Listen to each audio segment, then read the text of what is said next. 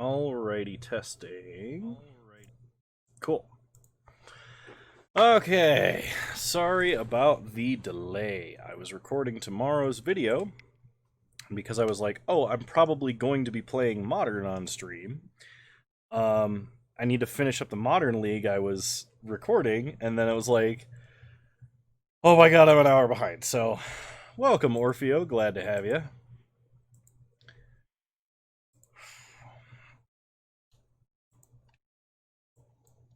Yeah, alright, cool.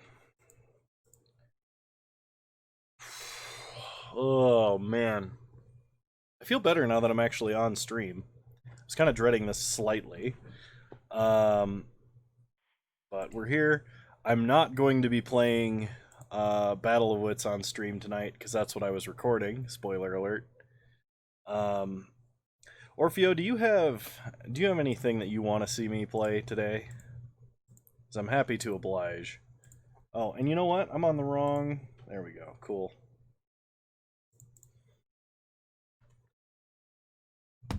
Oh man,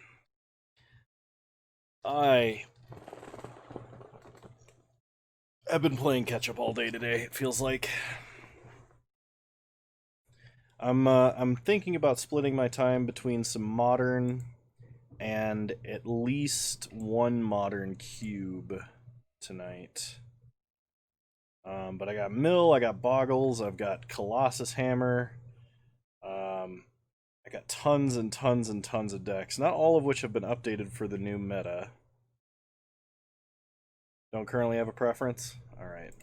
I'll probably just start off with a modern cube then. Because my brain is kind of exhausted after that league. Since I was like stressing out about trying to finish it so often or so much, and then like it was running long and Moto was lagging, and it was like, all right, I'll be quiet about that now.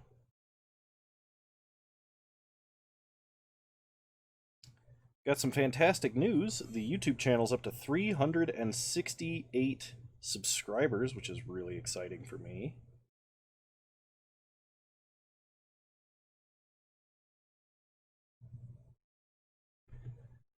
Hey, Oz. It's not my birthday.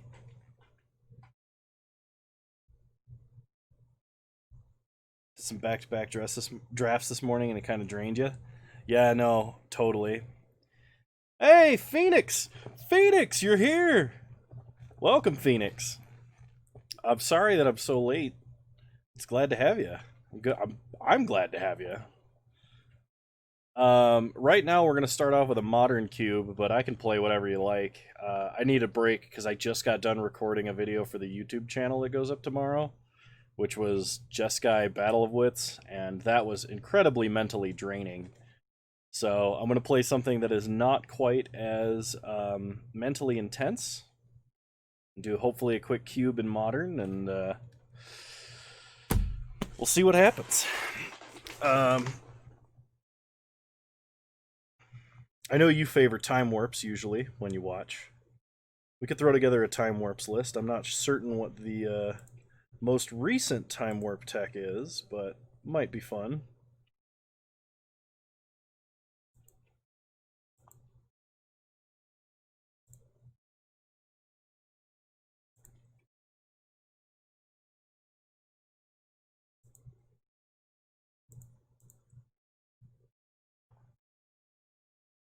Man, it looks like nobody wants to queue up for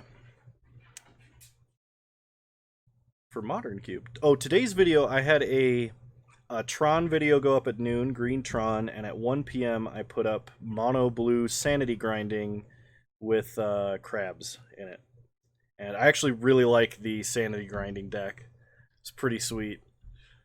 Um, I don't think I did as well as I could have with it. I think the deck actually has a lot more power, but Dry Bomber, welcome back. Good to have you. All glory to the crab, absolutely.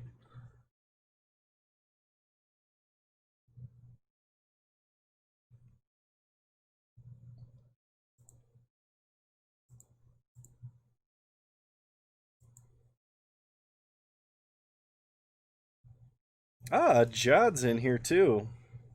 You don't normally watch my drafts, do you, Jod?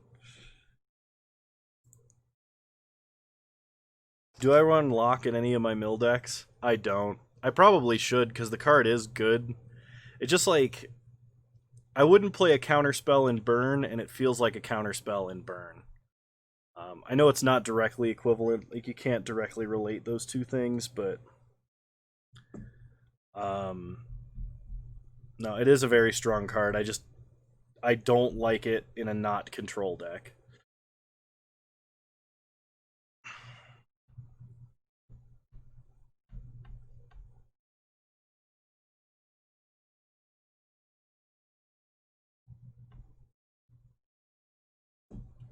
Waiting on one more for this modern cube.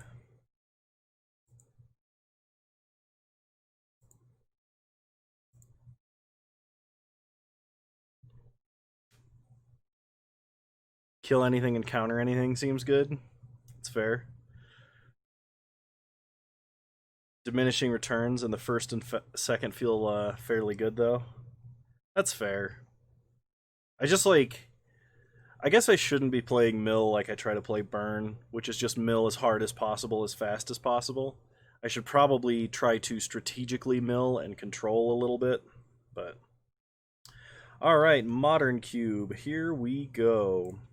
First off, I have no idea how they've changed Modern Cube, what they've added or what they've removed, but I do see a Dream Trawler.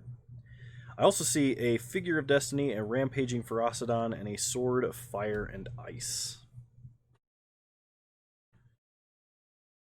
Yeah, sometimes. Sometimes that works when they block. I think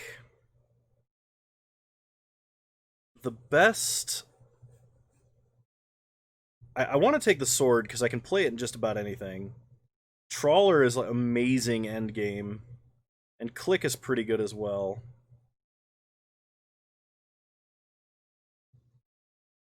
If we take Figure of Destiny, that pretty much just locks us into red aggro, which isn't bad. Red aggro is really strong, so I call it Fun Police for a reason. I think I'm going to take the sword though. I'm not necessarily going to make optimum picks here. I do want to have a little bit of fun if I can. Alright, in this pack, that's a pretty Wormcoil engine. I like that. In this pack, I think I'm just going to take Batterskull. Oh, it's probably the worst it's ever been. Well, I guess it's a good thing I didn't take it then. Yeah, I'm going to take Batterskull. If we see a Stoneforge Mystic, which usually doesn't get picked incredibly highly, we're probably going to be in a good spot. Now, in this pack, I like seeing... I like Tidehollow Sculler a little bit. I kind of think we could play sort of like a black-white Death and Taxes style deck. I see a Mana Tithe, and if Mana Tithe comes around, I'd like to take it. Damnation is a hard-to-find effect. It's true, we could play a control deck and take the Wrath here. Tidehollow Sculler does lock us into two colors, which does suck. I think I like Phyrexian Revoker. It fits into the Taxes deck. It's less likely to wield than something like Sculler. And it wields swords and Batterskulls just fine. Plus, it keeps our colors completely open. We could still be in literally any color. There's a Shadow Spear, but I think that might be going a little deep on the equipment. Dreadhorde General is probably one of the best Planeswalkers you could play in Cube if you can ever get to resolving it. It's fantastic. War Boss is also pretty great. War Boss giving us tons of tokens that can all wield equipment. Spectral Procession is like strictly mono-white card. I think if I've got to commit... Oh, I guess there's Sea Dasher Octopus too, which does increase our card drawing. I don't know what to take here. You think Shadow Spear? Alright, we'll take Shadow Spear. Sword of Bad and Worse. Shark Typhoon. Earthshaker Kenra. Fairgrounds Warden. The Octopus was probably the pick. I'm not gonna lie. It really was. But I don't mind Shadow Spear. I think Shadow Spear's okay. Just to plant the flag. All right. All right. Currently no color picks. Ooh, Joest41, thank you for subscribing. That is a 4-month streak. Thank you very much, good sir. You're a wonderful human being. Now, Joest, tomorrow's YouTube video going up is a Jeskai Battle of Wits League, which I think you will enjoy. Let's see. I think we either take the Triome, because it goes in a lot of decks for fixing, or we take a Braid. Yeah, I'll take the Triumph. I took down the art one, Joest. I still owe you 2 cards, and I will be getting them to you. I have them here, actually, in the basement with me.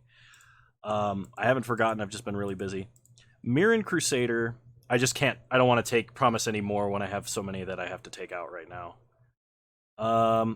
Mirren Crusader is very good and wields all of this equipment very well. It is double white, but it has double strike. There's also a Shriek Maw. A Braid was a hard pass. I think a Braid would have been a very good card. So we'll take the Triome, or not. We'll take the Mirren Crusader. Excuse me. Or we already took the Triome.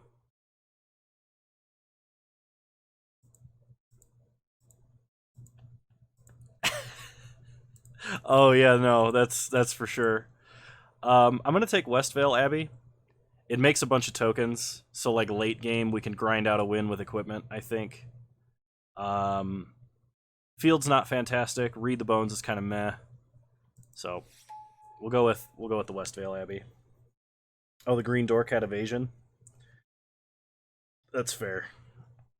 White and red do seem open. If we open a Stoneforge Mystic, I will be ecstatic. Wow. Chat's like popping off right now. We got a lot of people. Take all the fixing and then go all colorless cards. It's the biggest flex ever. I mean, like, you know, we could do that, Jod. We could take a bunch of fixing and then just splash a bunch of random cards. Nobody took a single red card. Okay, well, Figure of Destiny. Figure of Destiny now can fit in the white deck or the red deck, and we took Mirren Crusader, and we have tons of equipment, so I think Figure of Destiny is the way to go.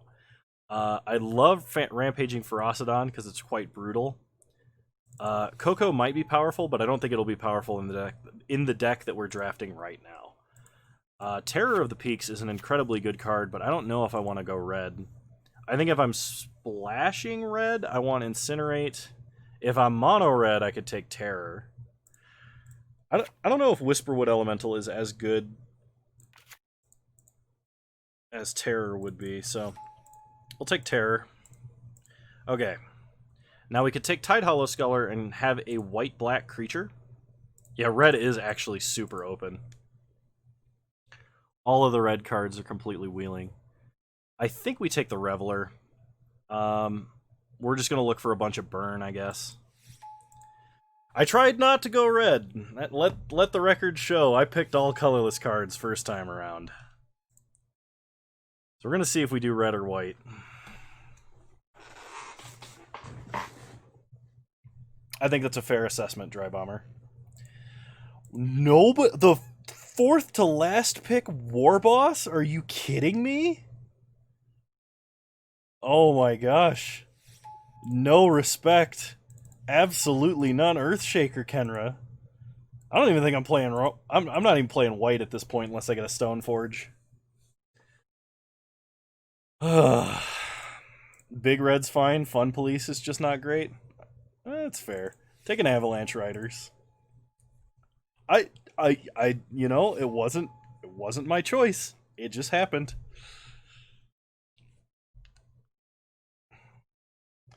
And Force Card's a red card. A 1-mana 2/2, no less. Okay. So... Alright, we have a couple of options. We can take Abbott, which is the very clear pick for our deck type. We can take Scalding Tarn, which can fetch our Triome, if we want to splash white or splash black or both. Scalding Tarn is very good in that situation. Sun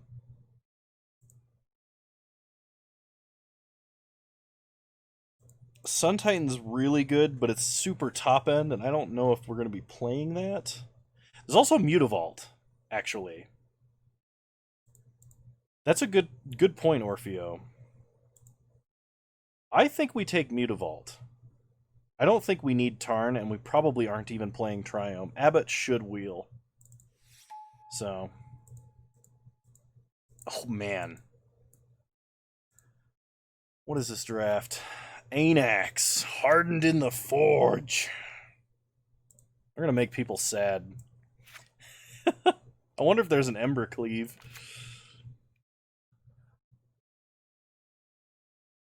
Uro,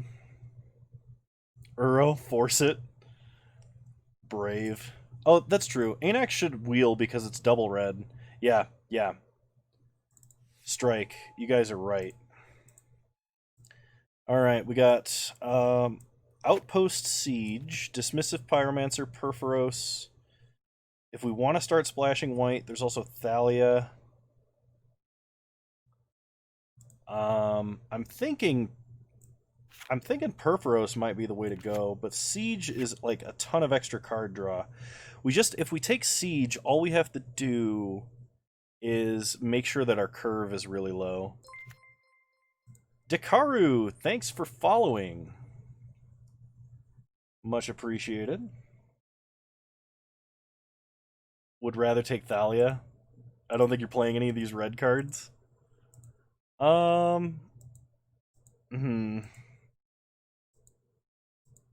do have a Mirrodin Crusader, so we shouldn't, like, immediately dismiss white.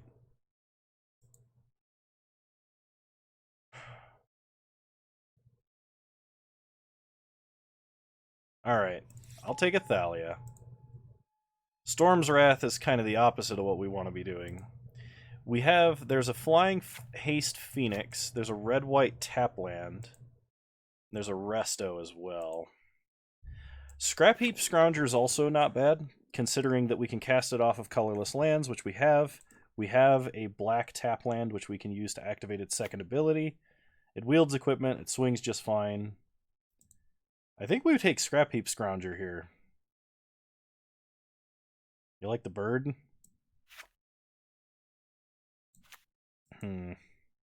Yeah, I don't think Needle Spires is the fixing we want in an aggro deck.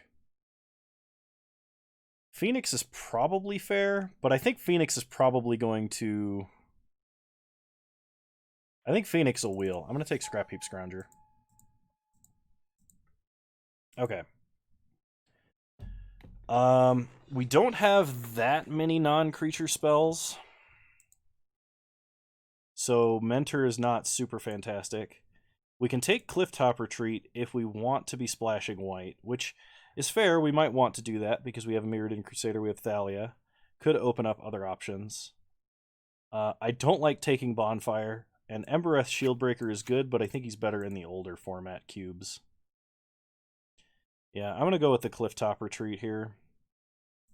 Mentor's good, but we just don't have enough cheap stuff for it to be really to really shine.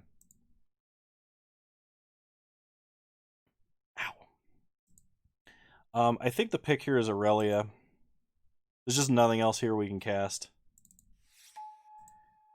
Hero of Oxid Ridge. Okay. Hero's good. He's super aggressive. Deafening Clarion's kind of funny. The life-linking bear, kind of. And a Sunlance for removal, but that doesn't go to the face like the rest of the burn. I think we go with the hero here. Because regardless, we should stay base red. Obosh is good, but we have too much in the even converted mana cost slots, so I think we just take Karizev. Yeah. I'm going to be aggressive. See, I told you guys Abbott would wheel. I mean, like, you guys told me, really, but yeah. Take Abbott. Anax Wield, fantastic. Perforos or Dismissive Pyromancer. We probably just want the Pyromancer. Although curving Perforos off of Anax would be hilariously powerful. We'll take Dismissive Pyromancer. Oust is removal, but it gains our opponent life. I guess we take the land. I don't think we'll ever need the Oust. I would rather, like, if there's like 2 double white cards in the next pack, I would rather play the tap land than play the removal that gains my opponent life. Shield Breaker is infinitely more playable in this deck than Bonfire because we're never going to have a lot of mana for Bonfire. Voice, I guess, is technically more splashable than Isareth the Awakener, but we're not playing it. And let's see what our force is for pack 2.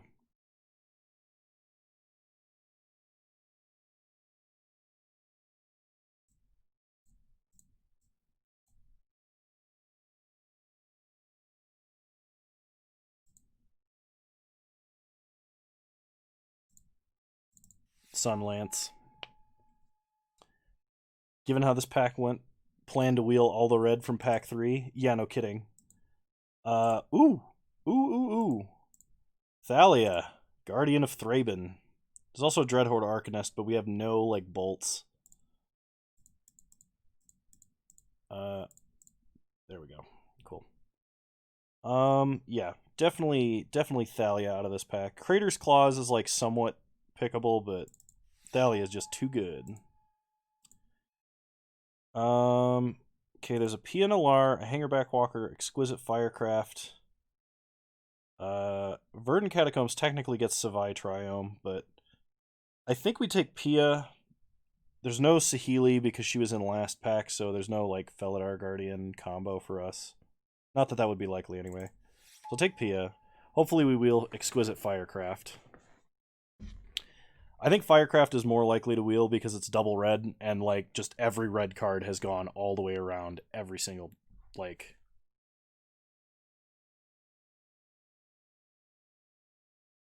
Oh, take Walker, and I'll get up and get my pick of the red. That's fair. I could have done that. Walker is actually quite reasonable in a deck like this. I am not used to having this many people talking to me in chat at once. You guys are awesome. I think we go with the Burst Lightning. Burst Lightning is more likely to be splashed. Hazoret is amazing, do not get me wrong. Burst Lightning is more likely to be splashed in other decks. We need some early burn, reach, and removal. And if Hazoret wheels, we're fantastic. So...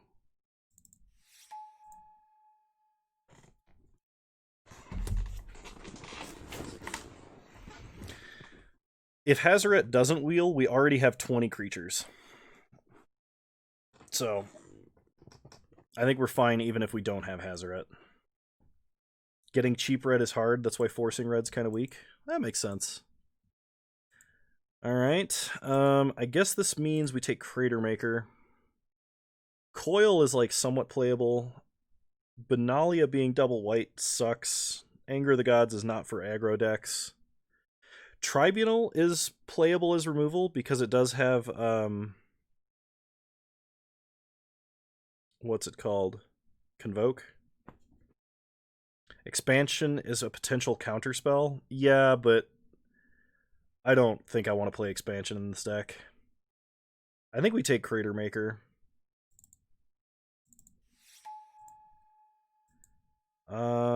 Okay, we have Blade Splicer, Collected Defiance, Glorybringer, which is fantastic, and Lightning Helix.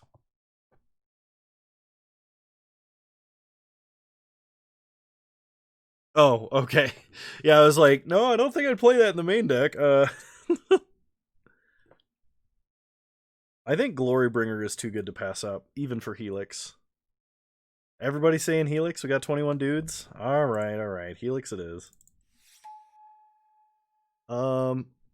Let's see. Searing Blaze. Searing Blaze is really good, provided we just play a land that turn. Rekindling Phoenix probably going to come around, or Legionnaire.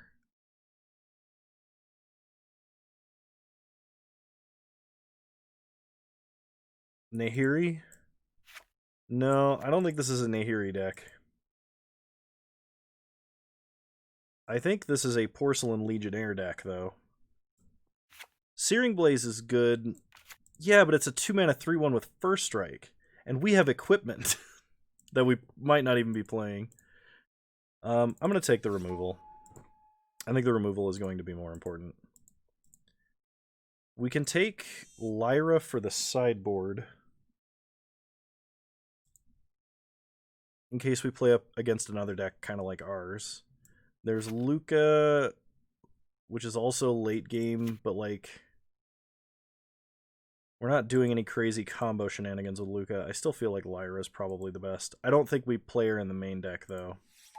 So put her in the side. There's Goblin Guide. How you doing, Goblin Guide? Okay. Crater's Claws we can play for reach. The only cards that work with Dreadhorde Arcanist is Burst Lightning and Sunlance, and we're probably not playing Sunlance, so Crater's Claws it is. Exquisite Firecraft came around. Hazaret the Fervent came around, thank you God. And let's see.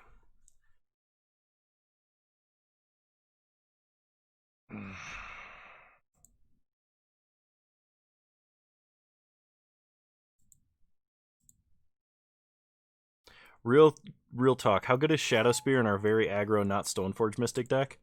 Versus the other very aggro not Stoneforge Mystic deck? It's amazing.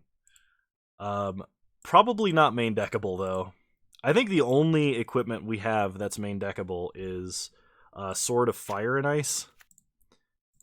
Collective Defiance is technically a burn spell and technically removal, so we'll take that. Look at that, Nahiri came around, and we're still not playing her. And Luca came around, and we're probably not playing him either. Alright, let's take a look at what's actually going on here. Group creatures separately. Cut Batterskull. Body and Mind is playable. I think this is the worst of the swords. No, actually, that's not true. I think Light and Shadow is the worst of the swords in Cube. Body and Mind, I have actually lost to, so you've got me there. No Luca, no Nahiri. No Sunlance. All of this is reasonable enough to deserve a second look. We're not playing anything that's double white, so no Mirren Crusader, especially because we've cut most of our equipment. In this cube, those are the two best colors to have protection from. I guess there are a lot of green decks. A lot of people try and force green in this cube. Okay. We don't have enough instants and sorceries to consistently land a Bedlam Reveler. And even when we do, it's going to be a 3/4 for like 5 or 6 mana, so I don't think Bedlam Reveler goes in this deck. Aurelia is a little bit questionable, because it doesn't grant haste. If this card granted haste to creatures that hit the board, I think it'd be fantastic. I want to be playing as little white as I can, just enough to splash for basically Thalia. Little Thalia. I don't even really think I need 3-mana Thalia. Probably whiteless until sideboarding. That is a consideration. So if I cut white right now, I cut Helix, both Thalias. That drops me down to 26.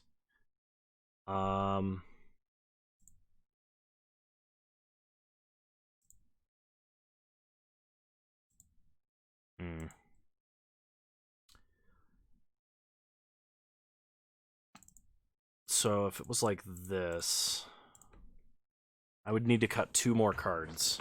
If I got 2 more cards, this is actually like a really good mono-red deck. Also lets you play 2 mountains and 2 gray lands, which seems pretty great. Alright, y'all have convinced me.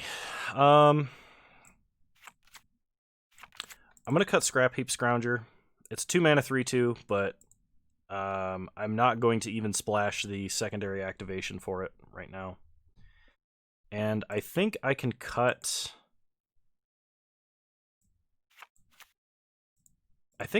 Lava Coil. Scrounger is an all-star. If I had a Blood Crypt, and a fetch land, I would be running it, and it wouldn't even be a question. But I don't, and I don't even have a Dragon Skull Summit. So I think this is the deck I'm going to start playing right here. So this is this plus Westvale Abbey and Mutavault. And I think we've got ourselves a deck. Lava Coil we can bring in if our opponent's playing some... you're missing blue and Time Warps? I didn't see any Time Warps when I was drafting. Or I would play some Time Warps. That'd be awesome. We're not doing Vintage Cube. There's no 1000-Year Storm or Time Walk, which is a goal that I still have for Vintage Cube. I've had them both in the same deck, I just didn't have the opportunity. But that's like my Vintage Cube dream. It's like Ritual, Time Walk off of 1000-Year Storm and take like 10 turns.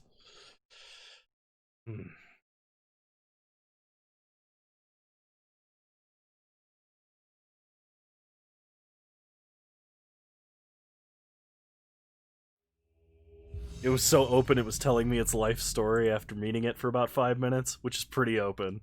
I guess that's fair.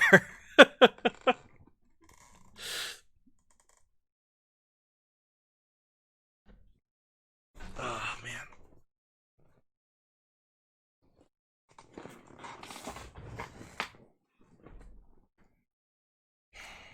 Alright, round one, here we go.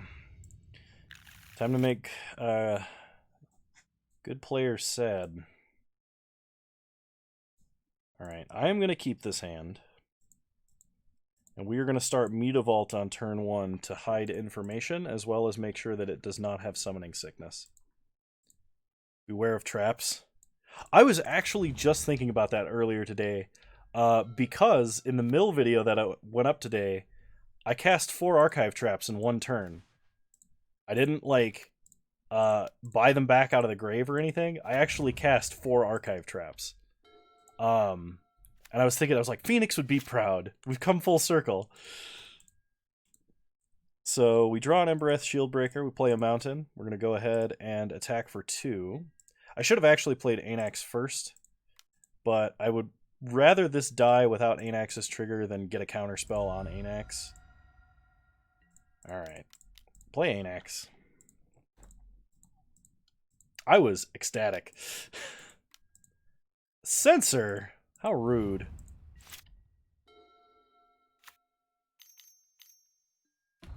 Alright, opponent plays Narset. Good thing I'm never drawing cards ever. It's also anime Narset. We untap. We draw a Mountain. Play a Mountain. And I'm going to go ahead and just Revoker Narset. My opponent got a Shark Typhoon. This is Narset Parter of Veils. Yeah, we're gonna just play the Pyromancer here. They're all 2-power creatures, so the one with the most utility in hand stays in hand temporarily. Attack our opponent.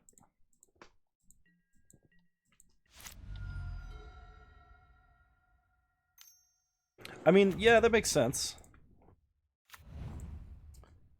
Alright, we untap. We draw a Mountain, play a Mountain, fire up Mutavault, go to combat, and we're going to attack like this. I want to loot away this Mountain, and I don't want my opponent to be able to just block Revoker. I mean, it's possible that just swinging out is correct. Okay, opponent has a path.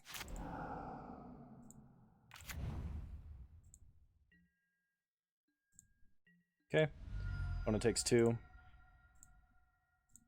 Cast Shieldbreaker, pass the turn.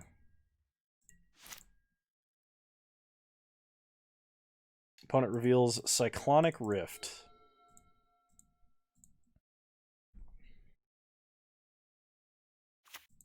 Okay, opponent plays a mountain. We know they're holding Shark Typhoon, and we know they're holding Cyclonic Rift.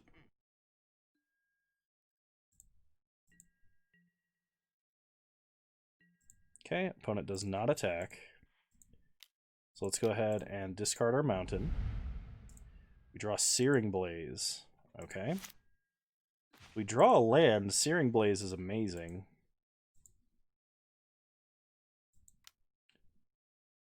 Do we play PNLR?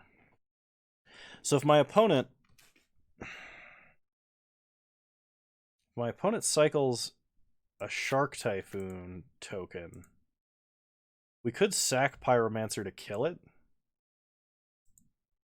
while forcing our opponent to likely block with their Insectile Aberration. Cycle Pia for a land. That is higher upside, but I think that could actually go wrong in more ways. Because I do want to play Pia. She's a really good creature here. We don't have that much more, like, top end. I think this is safer, but that does make... I have to choose between discarding Pia and hoping for a land or giving up on Pyromancer.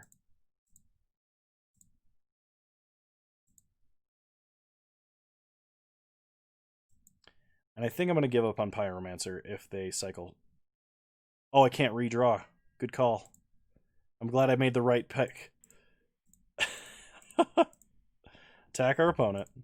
We can only cycle on our opponent's turns.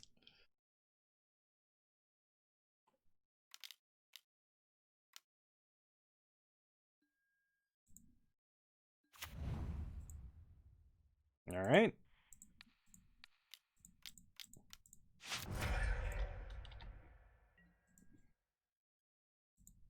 Okay, opponent kills the Revoker, which will let them activate Narset one more time.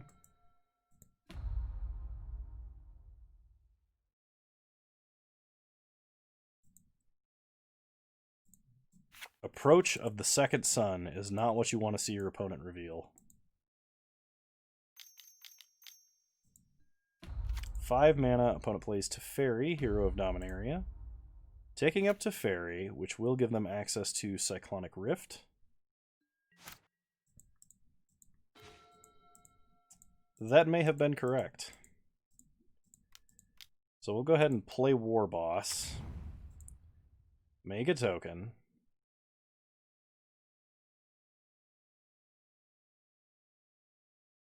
Unless my opponent rifts right now. Which they could do.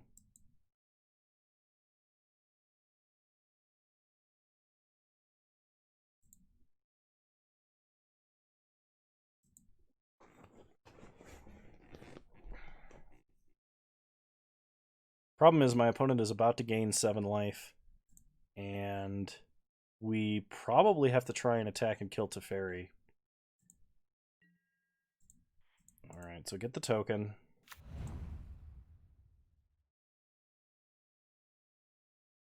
If we attack all at Teferi, they definitely bounce something. If we attack all at them, they might bounce something, but they're tapping out. No, we have to attack all Teferi.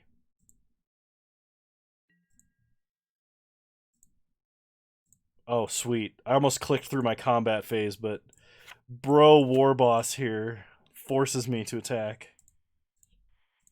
Whew. Thank you, War Boss. Alright, opponent lets Teferi die for some reason. I'm scared.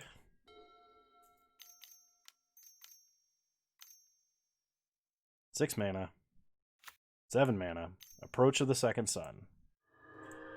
Okay. Oh, you think he wants the big rift? That's fair. We draw a Lightning Strike. Go to combat. Make a token. Attack with everybody at our opponent. Mentor a token. Take our opponent to 8. Play Pia.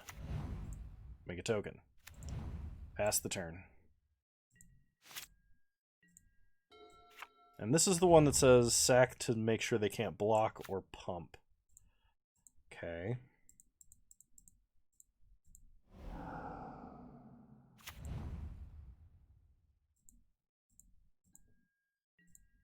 I think my opponent just put approach under that Shelldock Isle. Oh, go ahead and fire off Lightning Strike, because if we're getting unsummoned this turn, might as well do some damage. Crater's Claws. Oh, yeah, no, that kills my opponent, right? Oh, that's only 4 damage. I think we literally are 1 damage off of lethal. Well, we're definitely swinging all out. But my opponent has a Cyclonic Rift they can overload.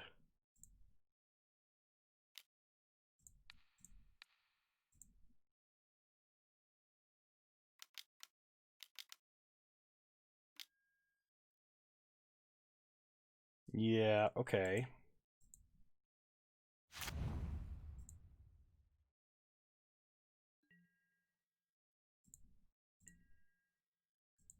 We can do 4 damage to them. We are 1 mana off of winning. So play PNLR. And Crater Maker. Pass the turn. And I think they can just activate Shelldock Isle and kill us. Or they drew approach. Alright, Banishing Light. They take out Pia.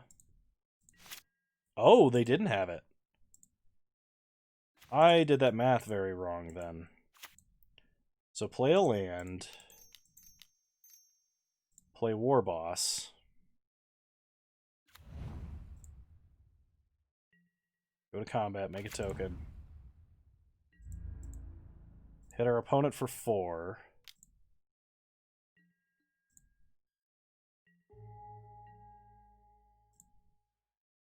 And then Crater's Claws them for 1. Playing around some other kind of sensor.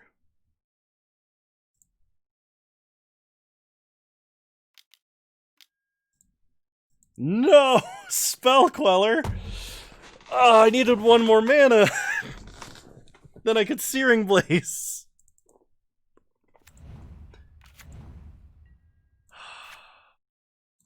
Okay. Alright, so I think my opponent approaches and wins. Yup. Well, we were close. Okay, so do we have anything versus our opponent's deck? Probably Thalia, honestly. I think I want to be playing Thalia against my opponent's deck. The problem is, how do I splash for a Thalia with like just a Clifftop Retreat? I think playing tap lands is actually going to be worse than us playing Thalia in the ideal scenario. I definitely want Thalia. I just don't think I can make it work.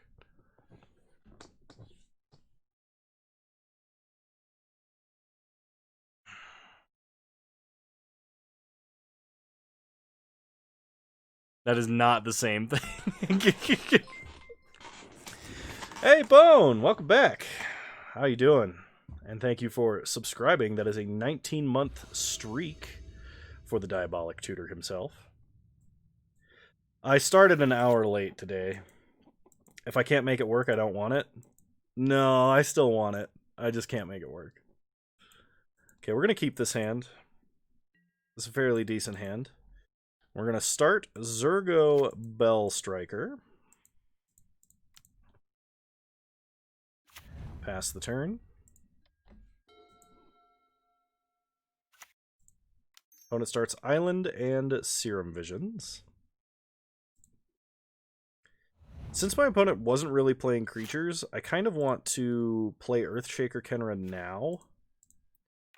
Just to get in the hasty damage over, like, revokering something at random. We'll say it can't block. Go to combat. Attack with everybody. Hit them to 16. Okay, opponent plays a Plains. We untap. We draw a mountain. Play a mountain. Go to combat. Attack for 4. Opponent paths. Sure. Get a mountain. Hit our opponent for 2. Play Pia now that there's no threat of a censor.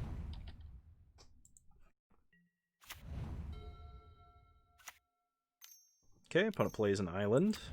Oblivion Ring, hitting Pia.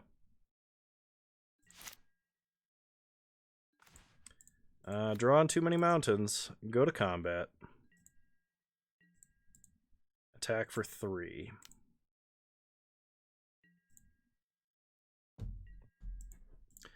I think I blind Revoker to Fairy Hero of Dominaria.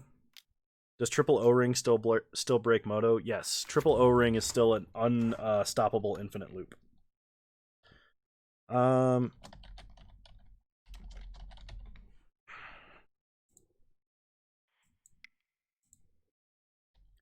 Okay, I could Exquisite Firecraft now, but I'm going to save it. It's not uncounterable currently, so we have to be aware of that. There's a lack of jank in this deck. A fair assessment. Play Guide. Go to combat. Smack for a lot. Should have held the land. That's fair. Opponent just got a Hollowed Fountain. They flash in a Snapcaster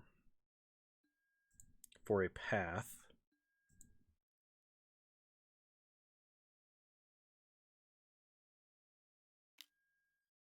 They path Zergo. Get a mountain. And I assume they block Revoker. Yep. So they take 3 and go to 8. Any future lands I will hold on to. Opponent opts. We know they've drawn a Hollowed Fountain.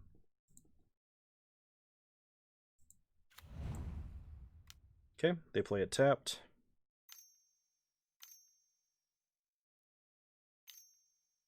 Three mana. Searing Blaze.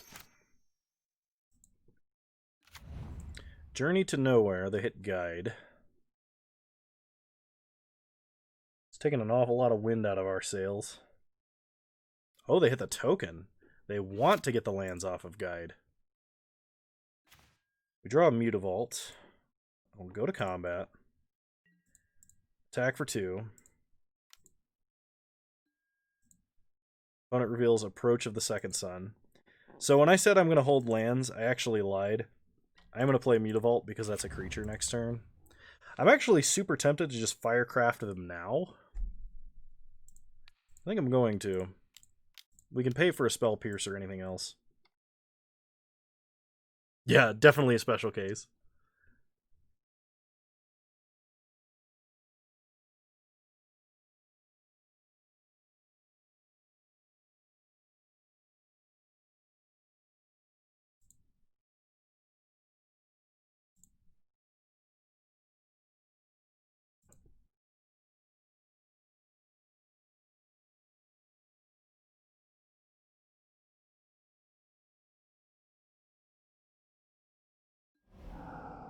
Force of Negation.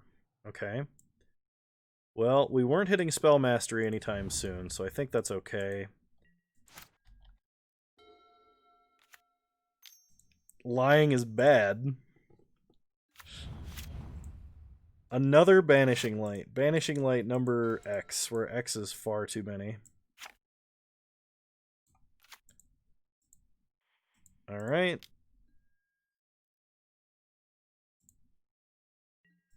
Go to combat, attack for 2. Force was their attempt to fix the metagame for things like Death Shadow and Hammer Time killing people on turn 2. Honestly, out of all of the things they printed in Modern Horizons, it's way less offensive than something like Hogak, Astrolabe, Renin 6, the other 9 cards that I can't remember. Death Shadow never kills on turn 2 anymore. All right. Let's yeah, we're just running it back. We don't have any sideboard for this. I don't like Force for 2 reasons. 1, 3 mana Teferi exists. And 2, it makes Battle of Wits and turns way less playable as decks.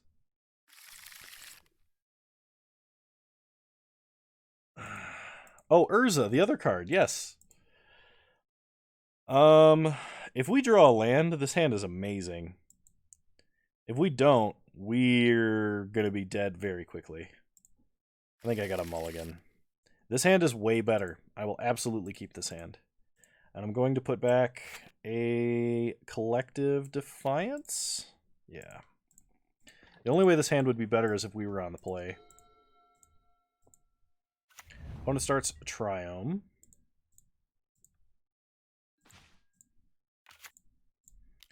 Start Guide. Attack for 2.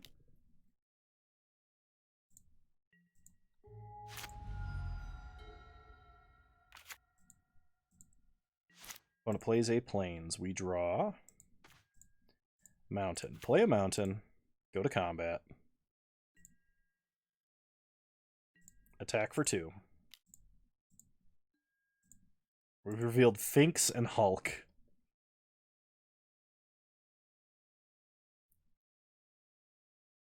Alright, opponent Thought Scours themselves. They do not want to draw Hulk. I think they're trying to hit a land. So we play Carry Zev. Pass the turn.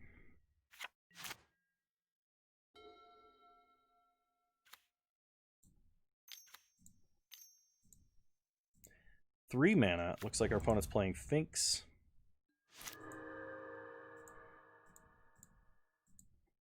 Okay, we draw Mountain. So play a Mountain.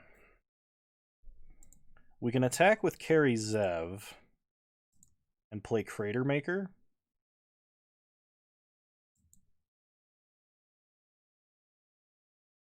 I don't like holding back attacks, but like we don't have a way to force through enough damage yet. Crater Maker gives us the option of shocking Finks potentially, but like that's not great either. Kenra would be fine, but it doesn't eternalize until 6 mana. We should play Gear Hulks again sometime. Yeah. Yorion Hulk was actually fantastic because like you could run the populate fogs and stuff. All right, you know what? We're going to attack first before giving our opponent any information.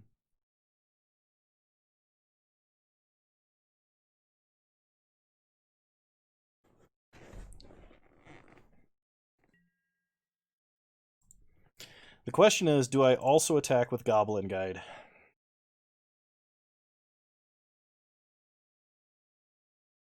And I think the answer is no. I think my opponent is really trying hard to hit lands right now.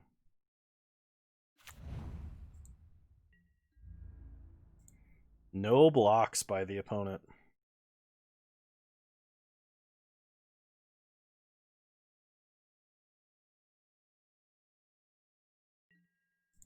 Okay, they take 3.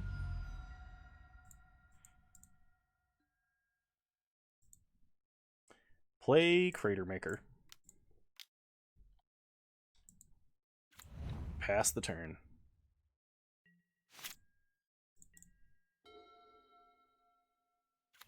Okay, opponent plays a Hallowed Fountain tapped and a Blade Splicer.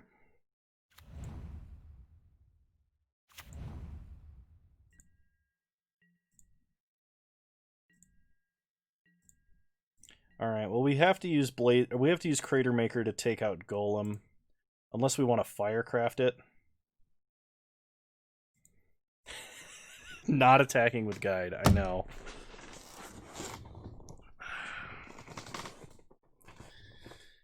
Yeah.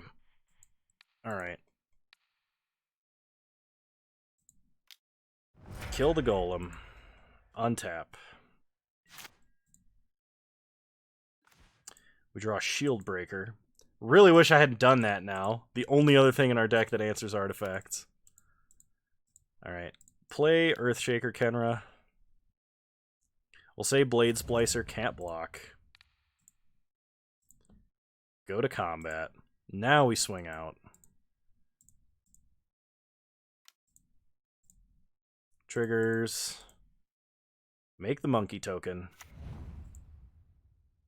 Opponent reveals a sensor.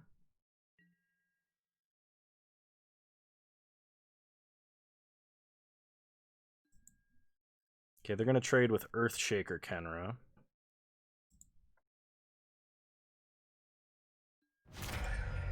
It really would have.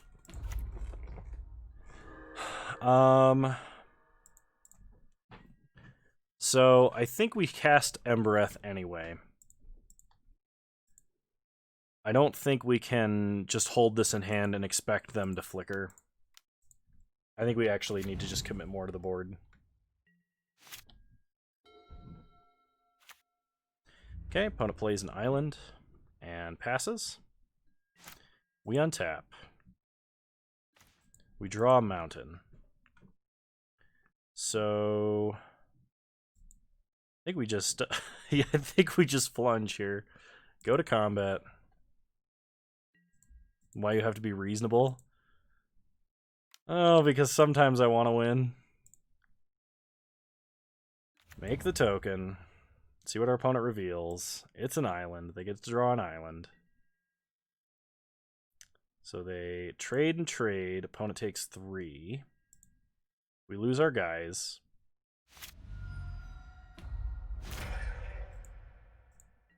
It's 6 mana to get back Earthshaker. So I'm going to play out the land in case we draw a 6th land. We can run it out next turn. No, actually we can't because we know our opponent is holding Censor. Opponent just hard cast a Shark Typhoon, and I am very scared. So in this scenario, we go to combat. We attack for 3.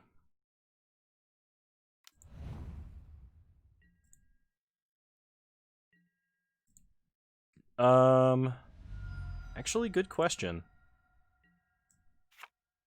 Eternalize. Exile this card from your graveyard. Nope, you're right. It's an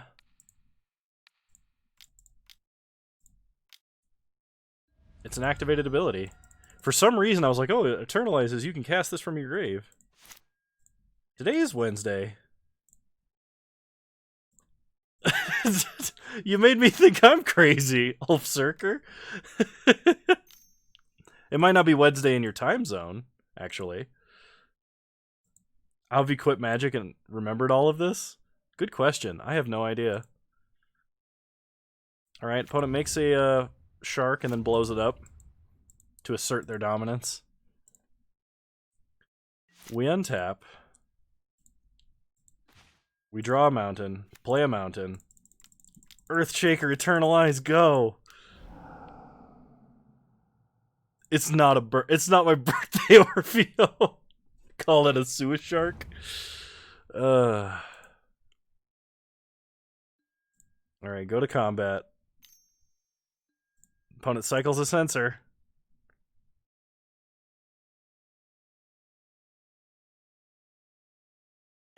It's not my birthday, Phoenix. Woo, we got there. Sure feels like it, though. No, it's totally fine. It's totally fine. I constantly forget that time zones exist. This is not my birthday, Bone Daddy. Oh, we'll play first. Fantastic hand, gonna keep. Oh, man. This is what I needed. I was having a bum day all day today, and this is a good... How do I ban Kano?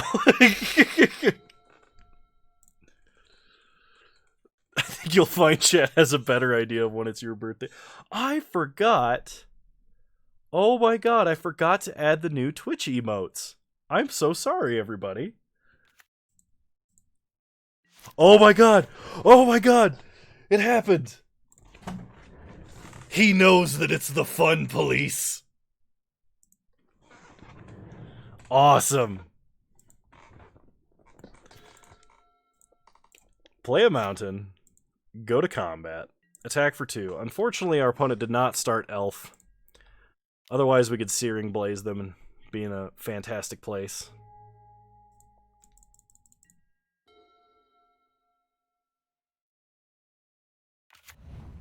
Hit him with the wee woo. I did it. Opponent plays a Fiend Artisan, to which we say, no fun allowed.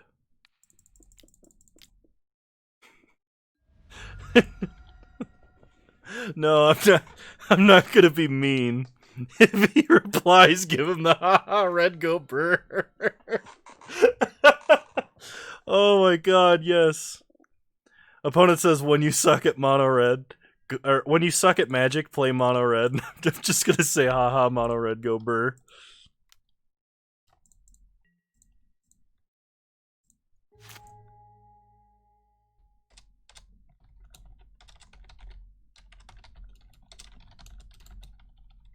All right, that's enough. I don't want to get him too harassed here.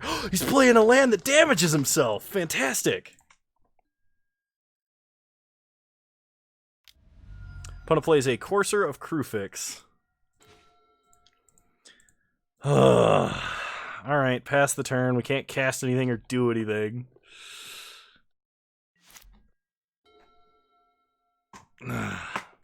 And now you're high on paint fumes from setting up your lifting platform. Oh joy. I once painted bedliner inside of a closed enclosed space, and I do not recommend anyone do that ever. Easy -1. All right. No attacks by the opponent. We draw mountain. Play a mountain. I want to play the War Boss, but I think the Firecraft to clear the way might be the way to go. Yeah, let's go ahead and just Firecraft and keep getting in for damage. This represents a consistent source of card advantage and life gain, so we can BM our opponent if we have nothing else to do. It's just like... Yup. Get that in the thumbnail. Alright.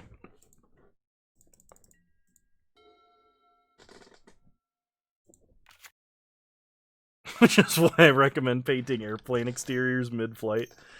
Oh my god. There's an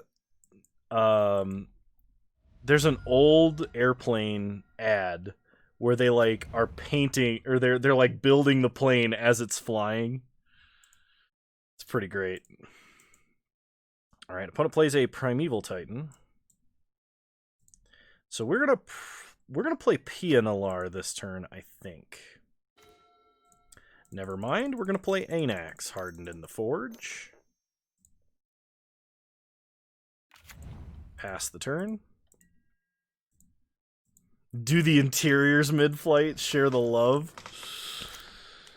Ugh. Yeah, Primetime's a problem. Primetime's definitely a problem when we haven't drawn lands in forever.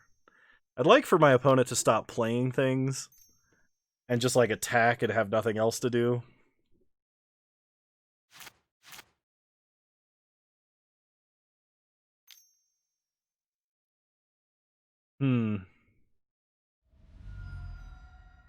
Anax is one of the most experienced internet providers. He's hardened in the 4G. Oh my god. Okay, well the good news is if my opponent plans on staying on the defensive with a whole bunch of 0/1s, we can Hero of Oxid Ridge past all of them for lethal, which will be hilarious. What? Okay, much better. Why is Primetime stacked on Avenger of Zendikar? Am I the only one that saw that? Oh, never mind. Those are 2 3s. We're dead. Okay. All right. We do want lava coil because lava coil can actually answer things that have 4 toughness. And I think we get rid of our worst 2-drop, which is probably Shield Breaker in this scenario. Run it back.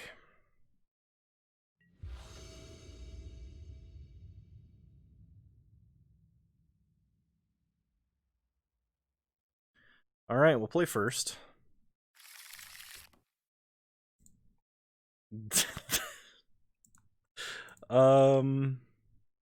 I think... I don't know. What does chat think? Do I mulligan this? I got a feeling if I mulligan this, I'm going to get mana screwed. And if I keep this, I'm going to get mana flooded.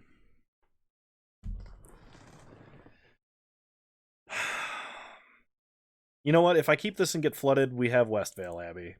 I'm going to keep. You think ship it? Is that as in like ship it away or I ship it? As in like, yeah. I don't keep up on you kids' internet slang anymore, which is hilarious because because Oz is like twice my age. We'll swim in the mountains.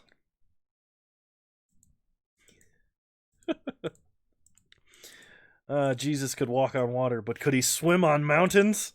We're keeping. How do you do, Velo Zoomers? Yeah, I kept it. Pass the turn. I love how the main memes of here have been, you can't have the 4th trap, it's Kano's birthday, and apparently I have a popular grinder account. Almost none of that is true. We draw Abbott, so play Mountain, and we're going to go ahead and Revoker Uraga Tree Speaker.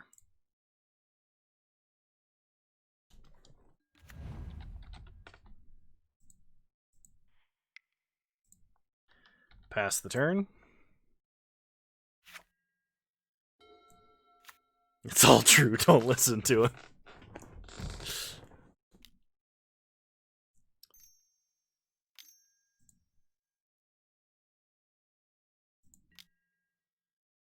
Oh my gosh. Bone. Opponent attacks for 1. Okay, that's fine. We untap the grinder profile pick. We draw a mountain. I think we got a lava coil this druid.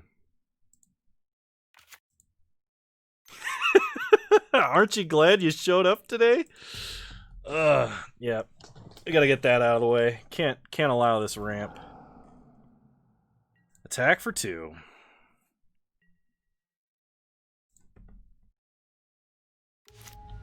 Okay, opponent goes to 18.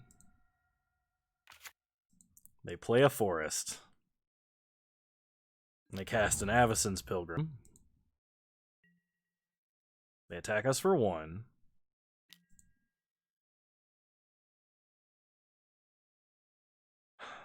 We untap.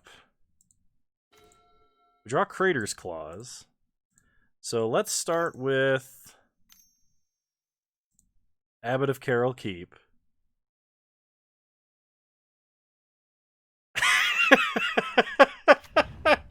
Oh no. Oh no. Play a mountain. We'll go ahead and Crater's Claw Avacyn's Pilgrim so that we can swing in for 2 damage. We do miss out on Prowess Trigger for damage next turn, but stifling our opponent's mana is probably for the best. Oh my god, Phoenix, I just got it. Humorous, like a funny bone. Ha! I'm not even drinking for this stream. And now I feel like I have to. Alright, we take our opponent down to 16. They play a forest. And it looks like they finally decided on holding back that tree speaker. We draw Anax. So Play a mountain. Play Anax. Go to combat. Attack for 4.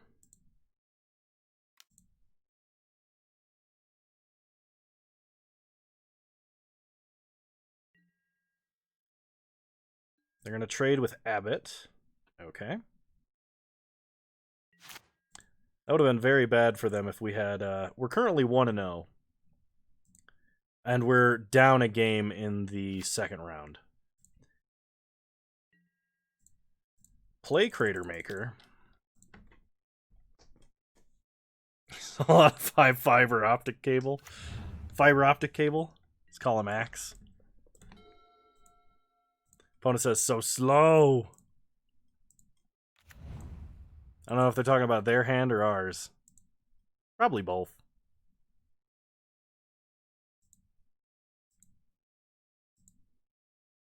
I'd like to draw a Hero of Oxid Ridge, please. Genesis Hydra. Is that X3? Did they just Genesis Hydra into a Steel Leaf champion?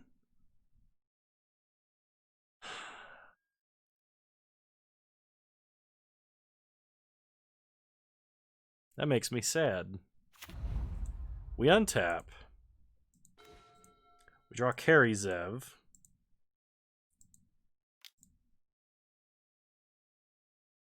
So play Carry Zev.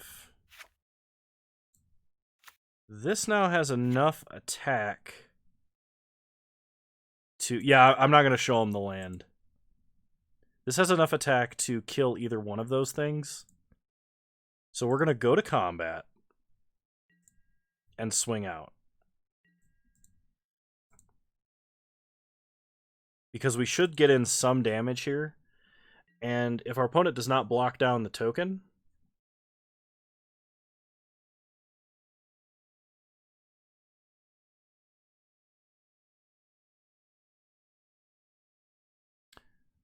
If they block Anax, that's good for us. Why do this? Because Anax says when our guys die, we get tokens. And Anax will spawn 2 tokens. This gets in 3 damage, yeah. Oh, yeah. He's from after you stop playing, isn't he? Yeah. Mm-hmm.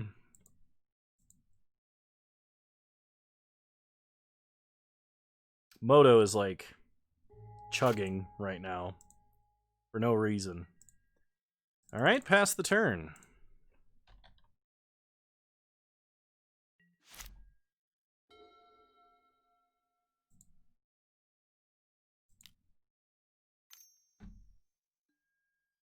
Opponent plays a Fertile Footsteps, ramping up to their finally 6th land.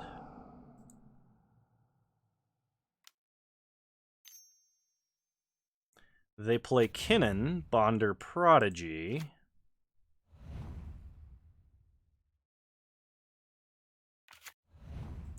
We untap. We draw Burst Lightning. Well, I think we got him.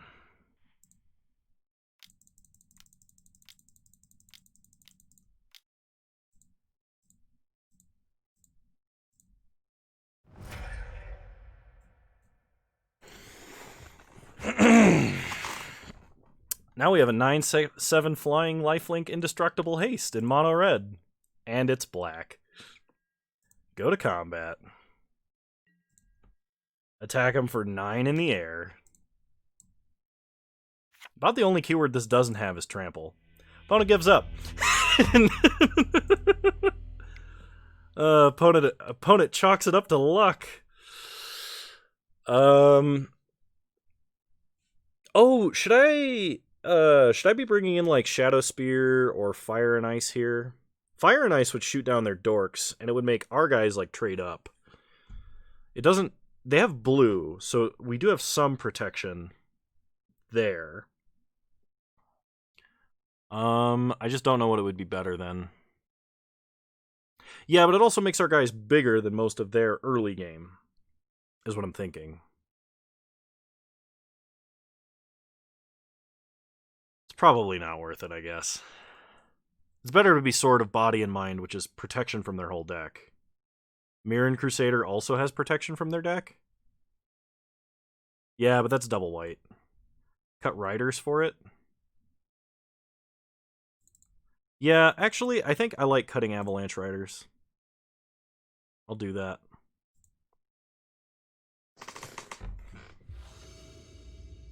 What are you going to do, hit a land from the Dork deck? Maybe.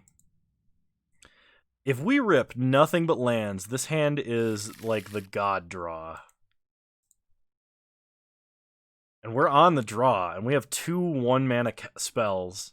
And good 2-mana spells, too.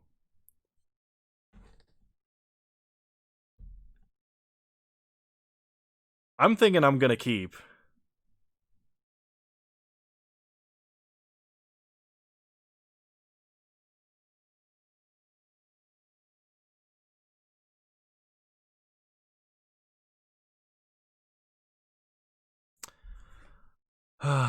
Yeah, we'll keep.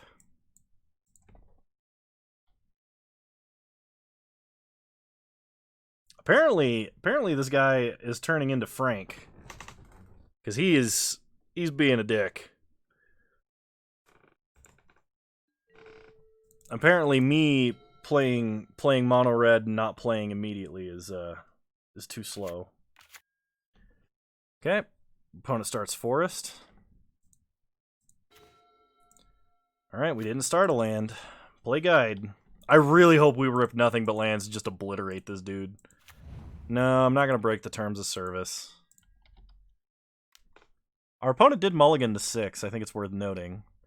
We just revealed that they're top decking Battlesphere.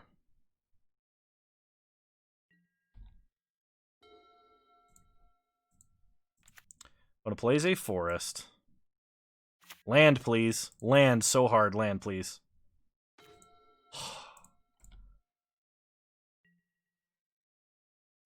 Spending time in the tank. I was redecorating the interior of my Panzer.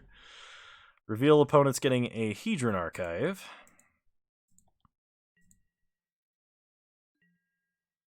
Pass the turn. Oh. Moto, please let me turn off auto yields. Okay. It didn't. We draw Mountain.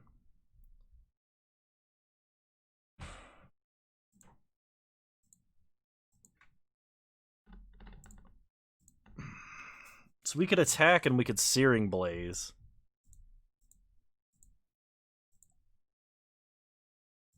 I think we have to do that, actually. So go to combat. Attack.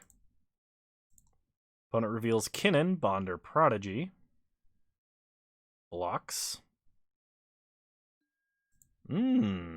Changes their mind.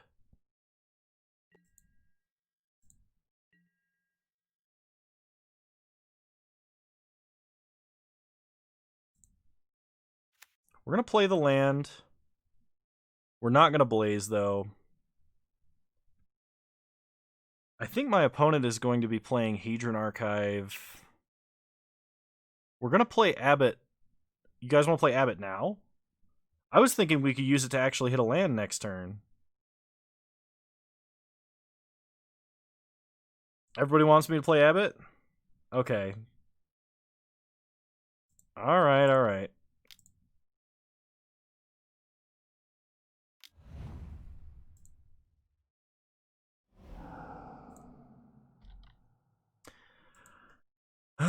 Well...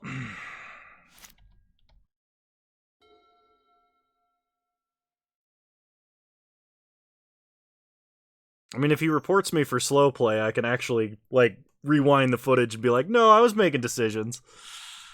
Opponent Genesis Hydras X1 for an island. Man, I really hope we hit a land.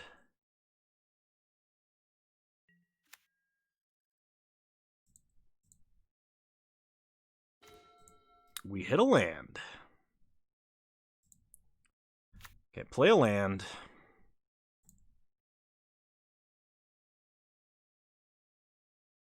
Now the question here is, do we just cast Sword?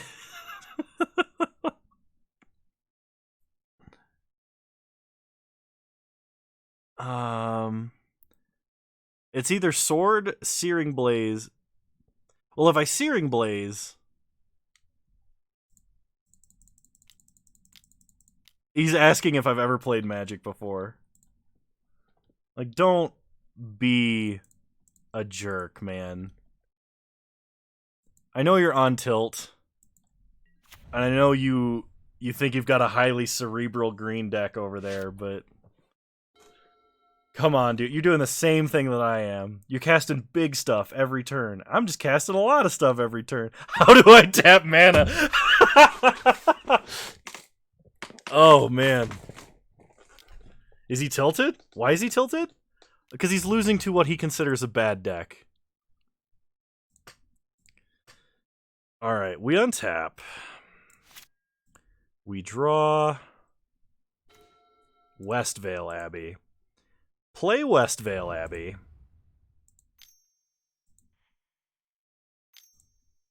Oh, wait, hang on. Equip Sword here.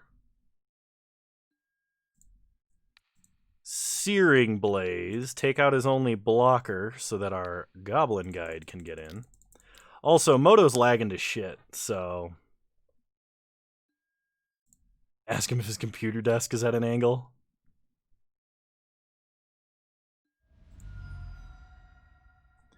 Go to combat. Hit him for 7. Opponent reveals Avacyn's Pilgrim off the top. Concedes!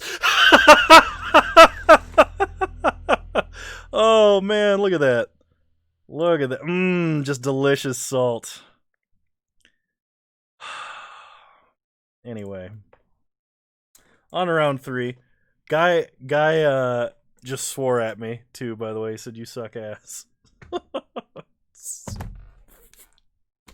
I mean, whatever. I'm the guy with a YouTube channel. I'm not even going to dignify that with a response. I think the haha mono red go brewer is perfect. Send him the Twitch link. I don't want that toxicity in here. More brain and sword of body and mind than there is in your whole green deck. Gosh. All right, let's get on to round 3. You get to ban him though. Yeah, but we don't need to go picking fights. If he came here seeking a fight, that'd be different.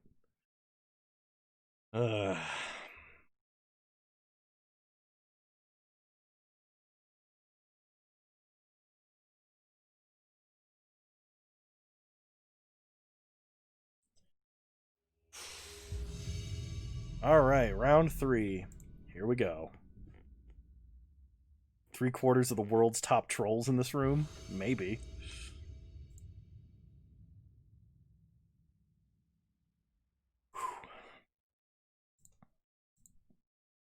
But the sword bodies the keyboard. This hand is slow. My opponent just mulliganed to 6, though. And we have a Sword of Body and Mind and a Legion War Boss. I think I'm actually going to keep this. There's a lot of cards we can draw that make this hand better. Because we have so many 2-drops and a few 1-drops.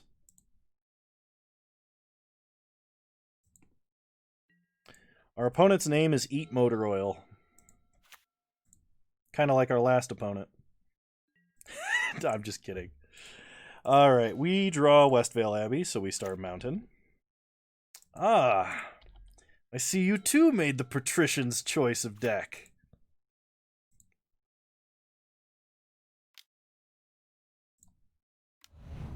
Opponent plays a Young Pyromancer. Can you solidify Motor Oil? Probably. Young Pyromancer getting Crater's Claws with extreme prejudice. Oh my god, Moto, please.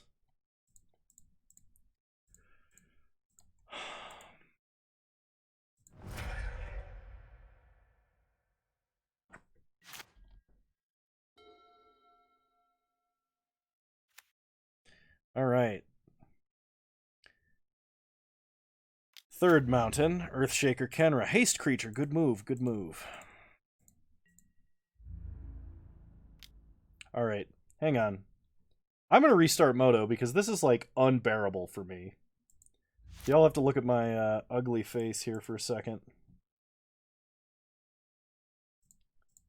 While I restart Moto. Because it's like super keen to swap swords here. Yeah, no, I think you're absolutely right.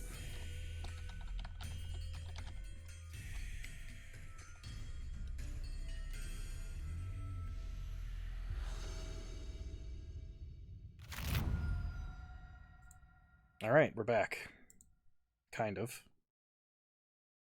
Moto. Moto.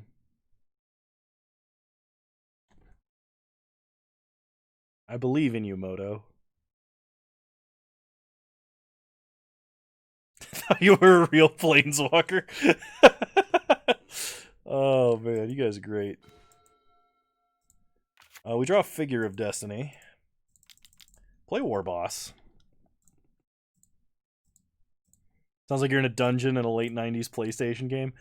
I hate that music because whenever it comes on, like I'm playing by myself and I have YouTube in the background and stuff, it messes with YouTube's volume. It's really annoying. All right, we'll attack for 1.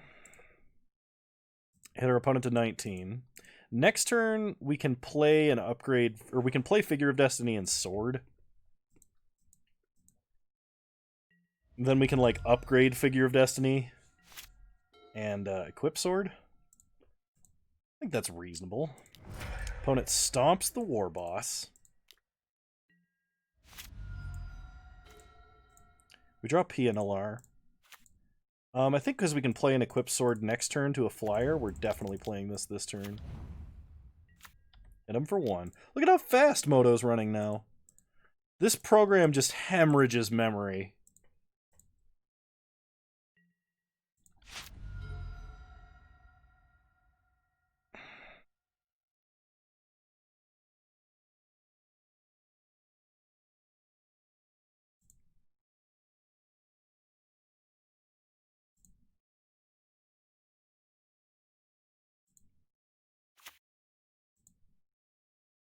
No, I actually can't change the Moto volume in my soundboard.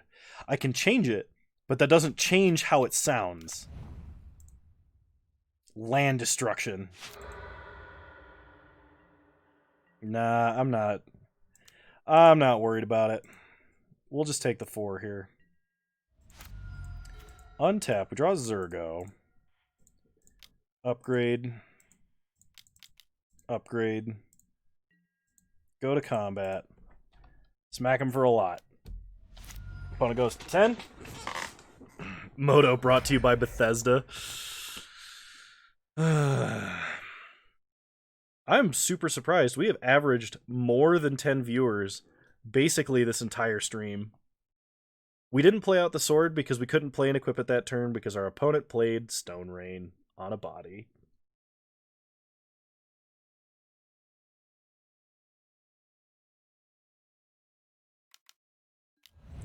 Alright. Opponent plays a Bone Crusher Giant. We untap.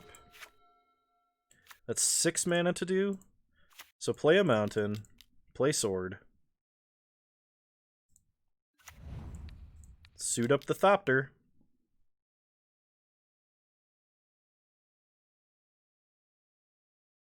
If this works, the flavor's hilarious.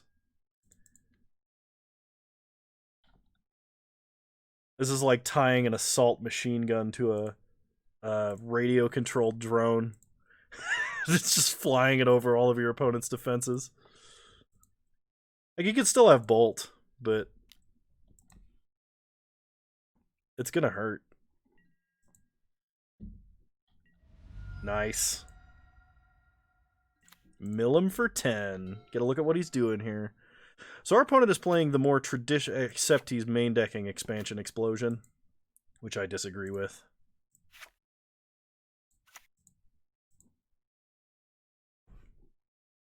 Oh, we can Ormondal him! We can Ormondal him and kill him.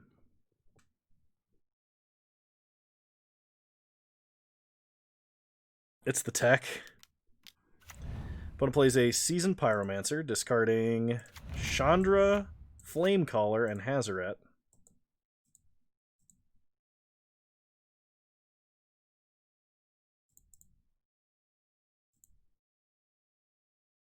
Counters are unreasonably good in this format.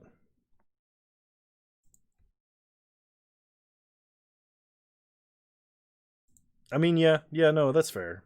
I think it's more for, like, duplicating your lightning strikes and stuff, but speaking of lightning strike, we can't Zergo and activate Westvale Abbey. I think we just attack in the air. We can pump attack power, right?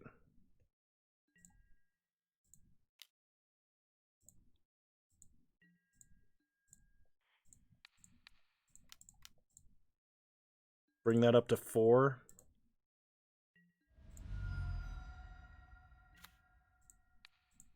They've got Kiki Jiki Mirror Breaker. Hazaret, Lightning Strike, Burst Lightning, Incinerate, Swift Spear, Terror of the Peaks, Banefire, Bedlam Reveler. I got some good cards. Alright, Body and Mind out, Fire and Ice in. Kiki Conscripts? That would make sense. Do I want Lava Coil in this matchup? No, but I do want Shadow Spear. Shadow Spear is going to be great. And probably Batterskull, too. I'm going to cut Revoker and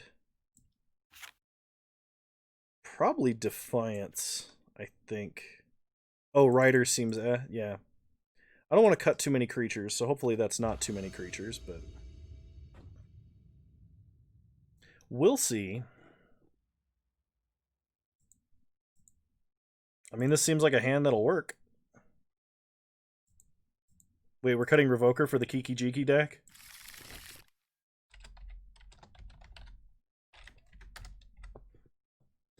Yeah, I'll keep.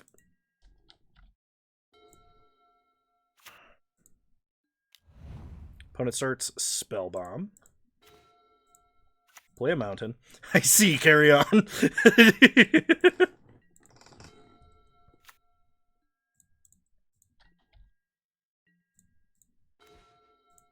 Alright, play carry Zev.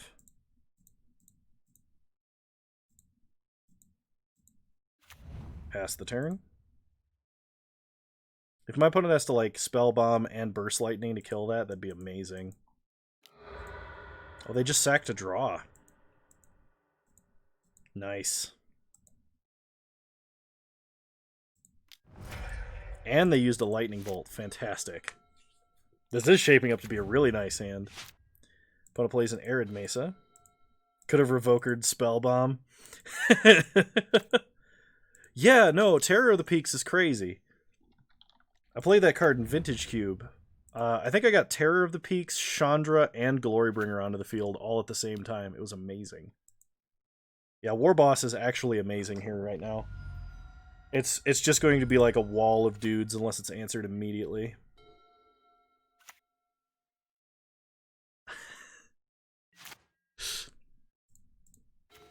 We draw Hero of Oxid Ridge. Yeah, it's got Battle Cry.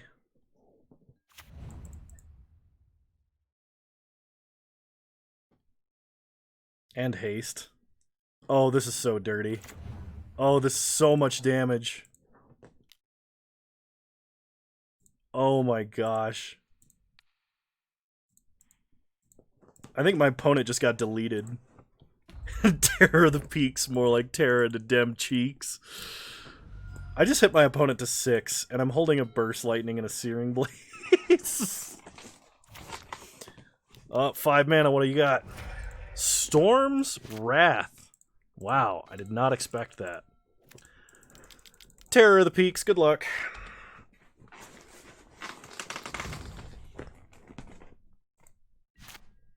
Also, if they target it, we kill them with a kicked burst lightning. 6th mana.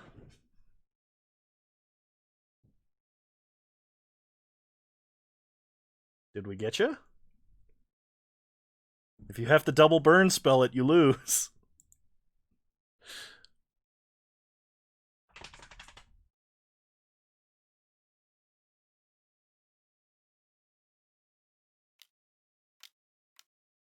You wiped my board? Oh no, call an ambulance.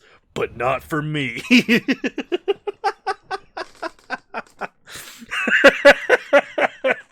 Oh, my opponent hits us for 8. They Soul Scar Mage, they deal 1 to us. A valiant effort. Oh, they do 1 to Terror of the Peaks? Interesting. Play a mountain. Go ahead and give him the old burst lightning. And yup. No, call an ambulance. But not for me. Just gets me every time. Alright, let's see what the fruits of our labor have wrought. Open up this treasure chest, huh?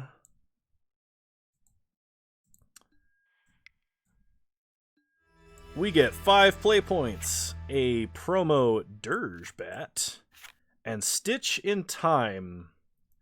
Yay, birthday presents. Oh, man.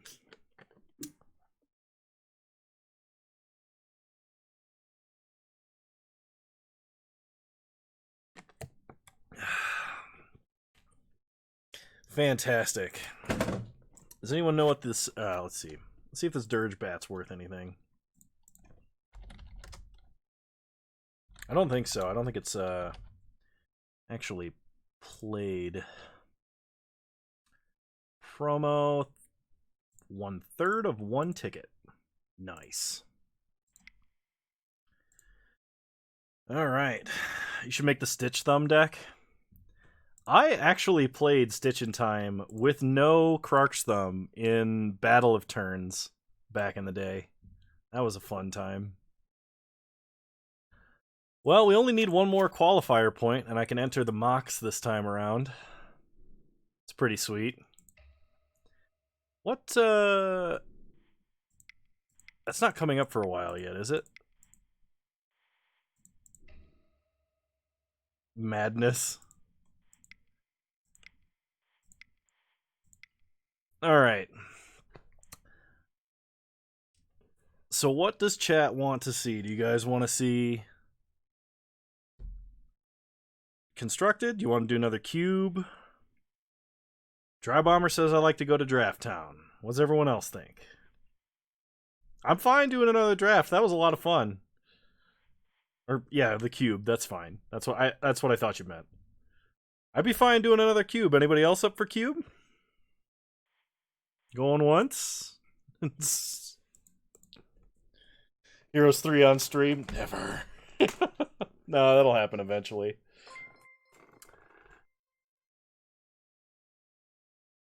What's up, Team J, bro?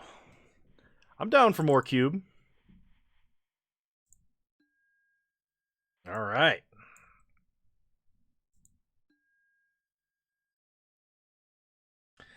I have not super enjoyed Modern Cube, but I agree. That was very fun. I think Modern Cube out of the Eternal format cubes is probably my least favorite, but it's a good time. Oh, man. Oh, J-Bro, you're our 190th follower. Thank you. What advice do I have for this cube? Pick the open lane? I actually don't know. I don't play this one that much. We picked a bunch of equipment in the first pick, or the first round of the first pack, and just nobody picked like any red cards. Chat draft? Ooh, man, with this many people, chat draft might be a little rough.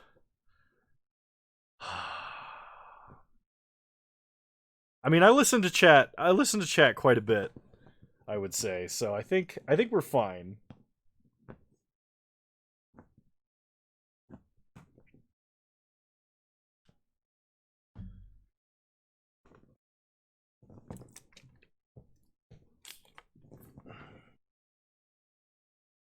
Wait, is he? Oh my god, he is! J-Bro, I had no idea.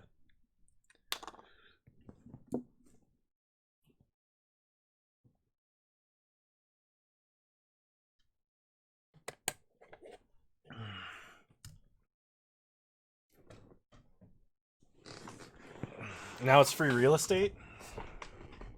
I mean, I'm open to any advice.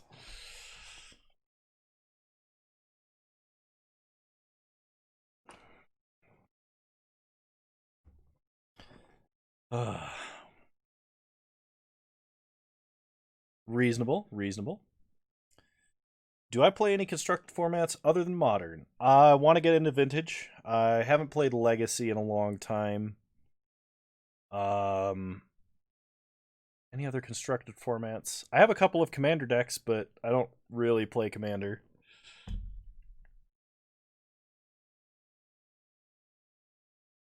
Yeah, I feel like a lot of people try and force mono red sometimes.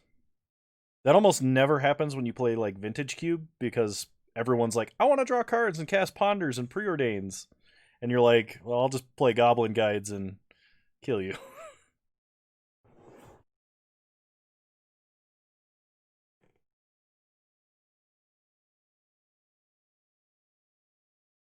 Kano only wants to play Vintage because I found a Vintage Battle of Wits list.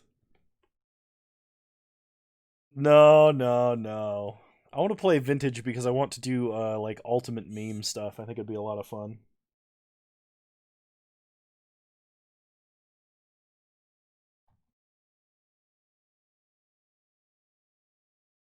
You're drafting mono black right now. It looks great. Awesome. I'm glad to hear that that's viable.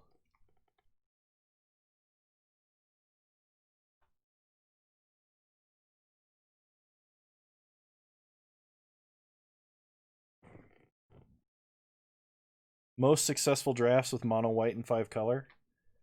I mean, like, any deck that you can play Thalia in's good, right?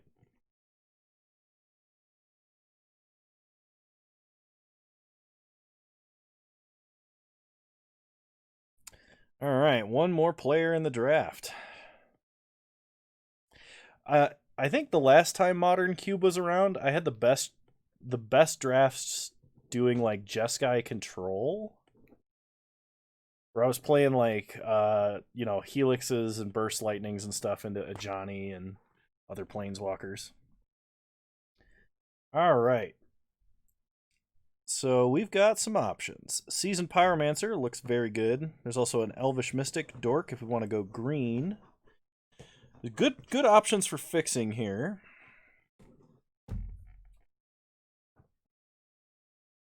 I don't know if I want to do mono red again. Not right in a row. Um Impersonator's a house. You think so? I feel like everybody tries to draft mono green. Because every time I've tried to play it in Modern Cube, I end up getting cut. So maybe I don't want to play mono green.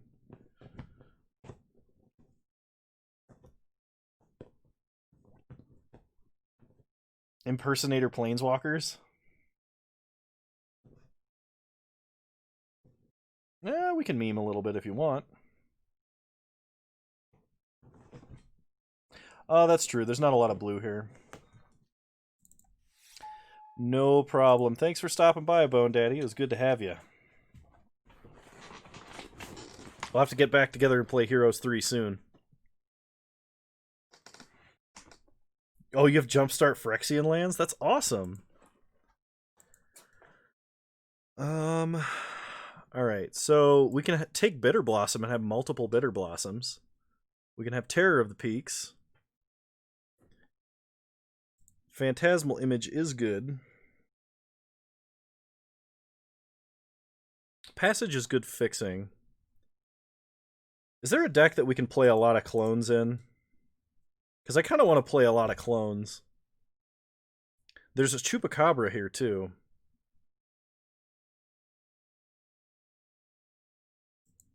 Yeah, I think cutting blue here is fine. Image is also just a good value creature. Alright, there's a Gargaroth, which means I probably should have been in green. because I had great green in my opening. Luminous Broodmoth is fun. Sower of Temptation's okay. I've not had much luck with Sower of Temptation. Do we want to try playing our opponent's deck? That could be fun. We could also take something like an Is It Charm, but that would commit us to 2 colors. I think I want to take Flooded Strand. Condemn is like strictly for control deck. Sower of Temptation is good.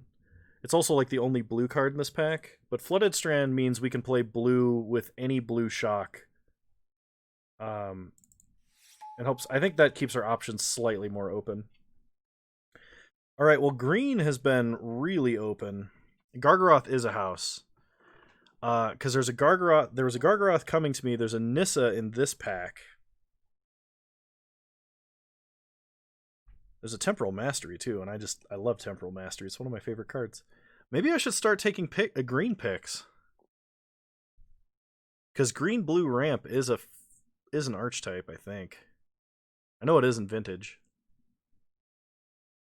Saheeli is interesting. Saheeli like would be us staying in blue. I think I'm going to start speculating on some green cards because Nissa is a very good green card.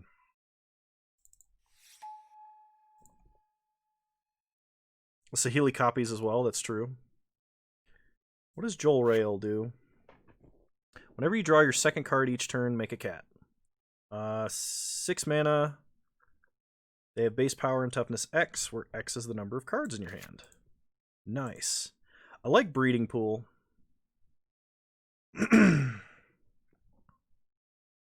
Yeah, I think I'm going to take Breeding Pool here. Delver is like blue-red stuff, and Search for Iskanta is good and might wheel. We'll see. Hinterland Harbor, you say? I also would not mind Sublime Epiphany. Hinterland Harbor is a little bit worse than Breeding Pool because it's not a forest for Nissa. But, like, I'll take the fixing. The Epiphany might actually wheel.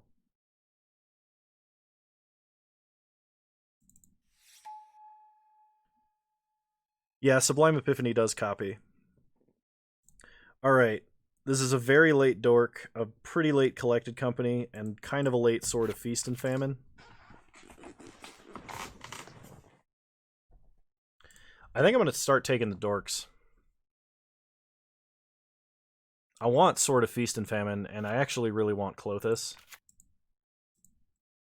I don't know, what do you guys think for this pack? Think it's Sword that's the worst dork for you? No, it's not. We have Nissa. We want forests. Like, Sword is probably the pick, but I'm going to take the dork. I'm going to take the dork.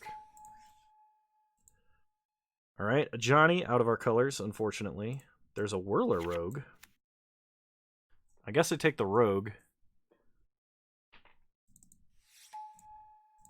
Primal Command came all the way around. Somebody took the Llanowar Elves. I'm going to take the Primal Command.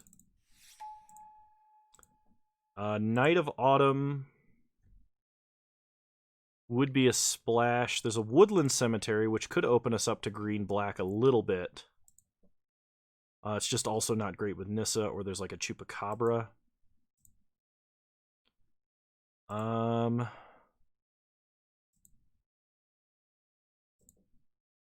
Yeah, I'll take the Knight. You're right, because I have a white fetch land here. Which means I could be playing a Luminous Broodmoth, though maybe not, because it is double white. Sorin would be double off color, so I guess we'll just take the Broodmoth. Pelucranos came around, so no Gargaroth, unfortunately. Somebody took Gargaroth, which means somebody else is drafting green. But I think we've got better green cards.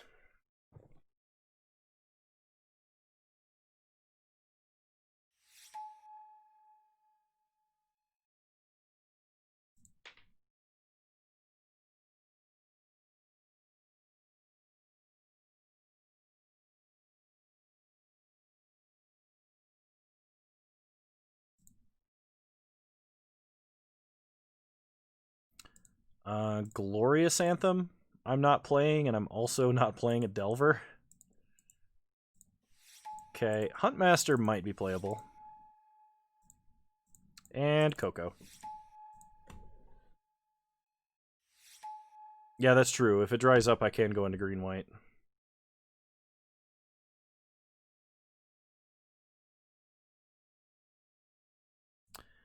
Okay, we've got Nullhide Ferox, Whisperwood Elemental, Gem Razor, or Brazen Borrower. Or Krasis. I didn't even see the Krasis.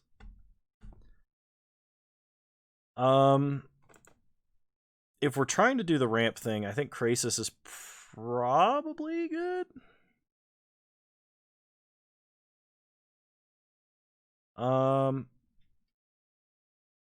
I really want to take Borrower, though.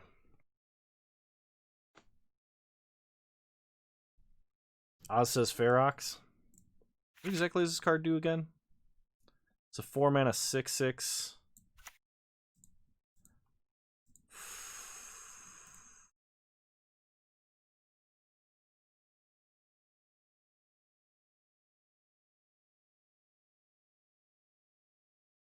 Oh, that's true. Ferox turns off non-creature cards, so it's between Krasis and Borrower. I'm going to take the Borrower. Krasis is great, but I think Borrower might be slightly better for us. The option of Ooze, Primal Hunter, or Verdurous Gearhulk. Mass Manipulation is great with a ton of ramp, but it's also Quadra Blue. I'm not super confident that anyone else is going to take it except maybe us. We're going to need some creatures, but an Ooze is good. Treasure Map? Oh, there's a Treasure Map in this pack. A Treasure Map's kind of reasonable. At least one of these green cards should come around to us, because they're all very heavy green.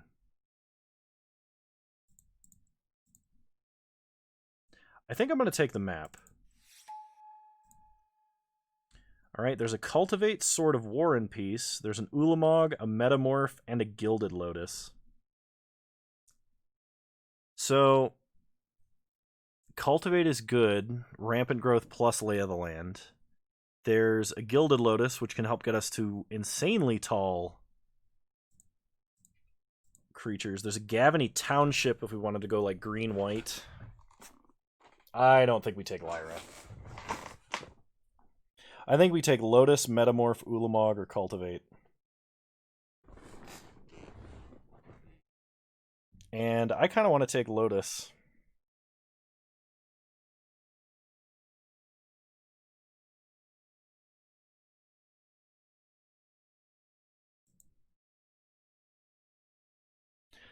I think I'm going to take Lotus. Nothing yet. But it could be an Ugin. It could be a Tooth and Nail.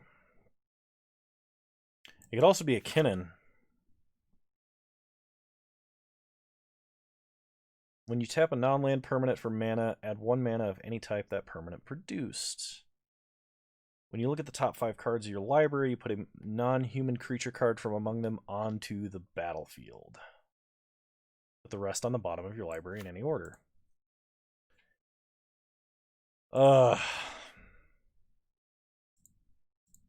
Yeah.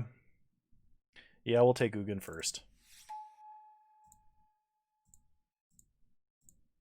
There's a Sleight of Hand, which I actually don't mind.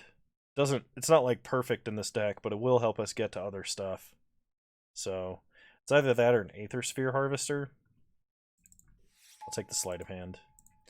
Goyf, Lovestruck Beast, Genesis Hydra. Kind of looks like green is a little bit open. There's also Hangerback Walker. Hangerback Walker is good at basically any point. We should get one more card from here.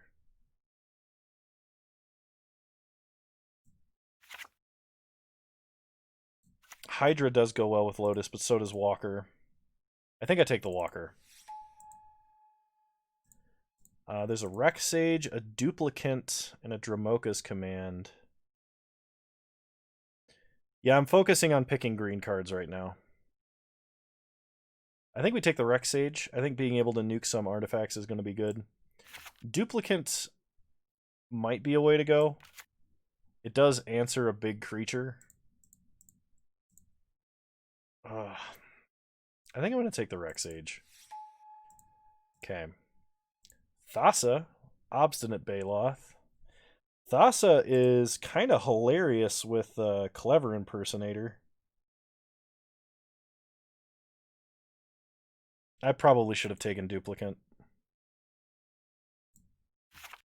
We don't really have a lot of flicker value, though. I guess we have Whirler Rogue. Baloth or Den Protector?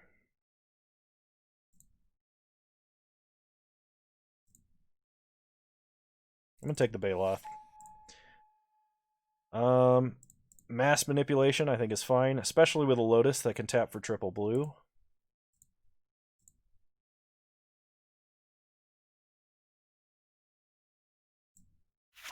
It says Reach and Trample.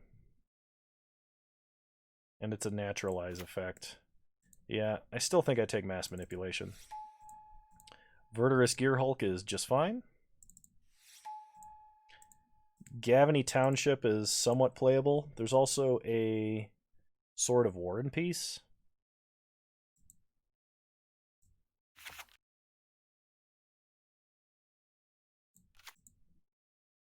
I'll take the Township. Tooth and Nail or Kinnan? I don't think we have creatures big enough to Tooth and Nail, but if we don't have creatures big enough to Tooth and Nail, Kinnan... I guess Kinnan does help with our other ramp stuff. Do you tap to sack treasure?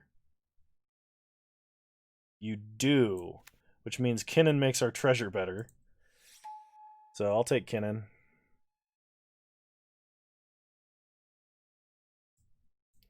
Put these in this pile over here. Once again, I think I'm drafting a weird deck.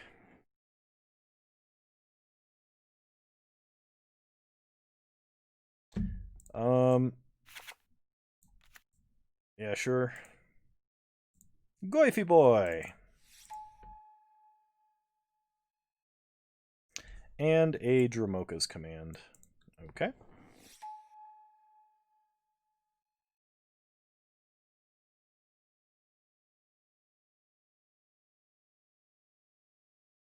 There's a Karn. There's a Beast Whisperer, but we don't have a lot of dorks. There's also a Beast Within. We don't have a lot of ramp, unfortunately. You like Leak? I think I'm going to take Karn. I think you're right that counters are broken, but I think the deck that we're playing is more proactive than reactive.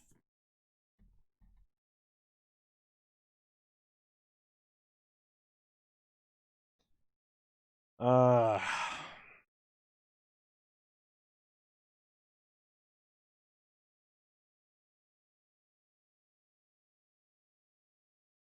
Gotta snap up ramp here on out. Yeah, I think you're right. I'm going to take Karn, and hopefully we get a couple more pieces of ramp. Birds of Paradise is one. Woodfall Primus wouldn't be bad. Neither would Mana Confluence. But Birds fixes any color. We do have a fetch land. This is a Lotus Cobra. There's also a Time Warp, which I'm really hoping wheels out of this pack.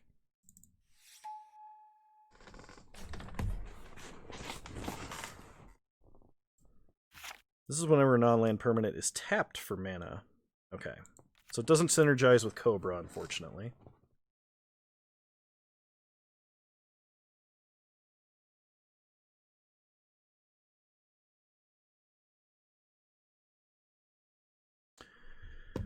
Okay.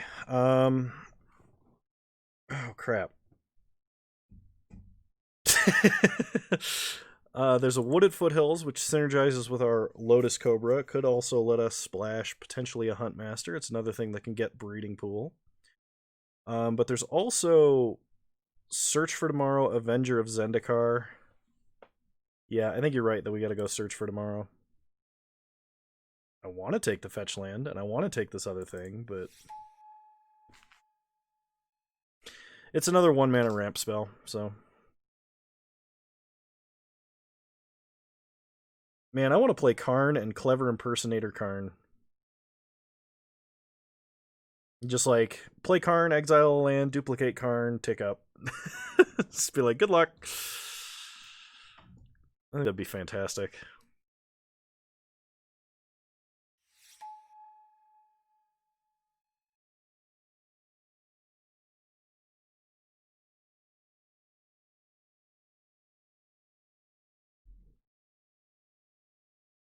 It's possible this deck won't lose one game. That's true. It is possible. um, yeah, definitely a beanstalk giant kind of deck. That's both ramp and a threat later. There's a Hornet Queen or a Mere Battlesphere. Battlesphere is easier to cast.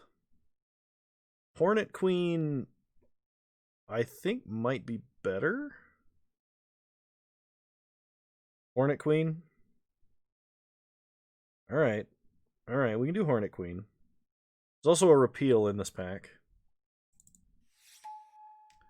Ooh, Questing Beast. Ooh, Genesis Wave.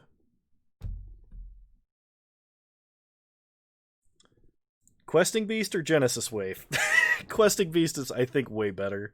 Genesis Wave is a lot more fun, but we do not have like the absurd mana ramp I think necessary to make Genesis Wave work.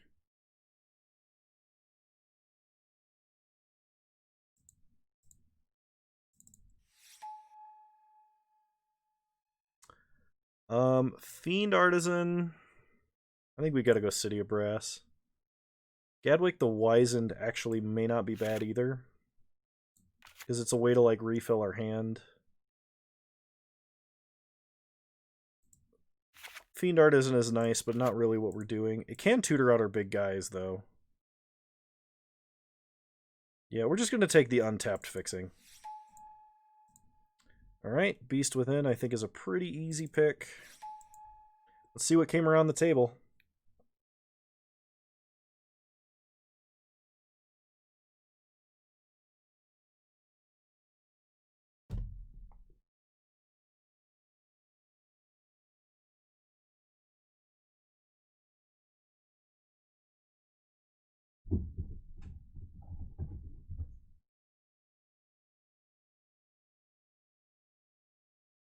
Before I start deck building, I'll need to go upstairs and make sure Porter has food in his bowl.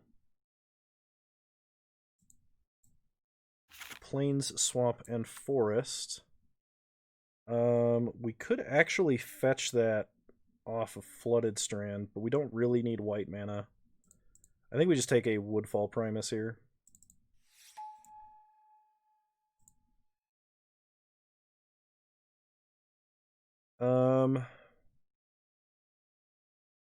Yeah, we'll put a Nature's Claim in the sideboard.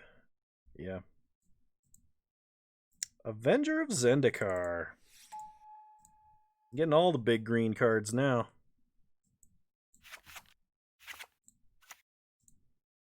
Knight of the Reliquary. Yeah, if we're playing any other color, it's probably going to be white. Same with Geist. And Genesis Wave. Oh, Porter is my brown lab.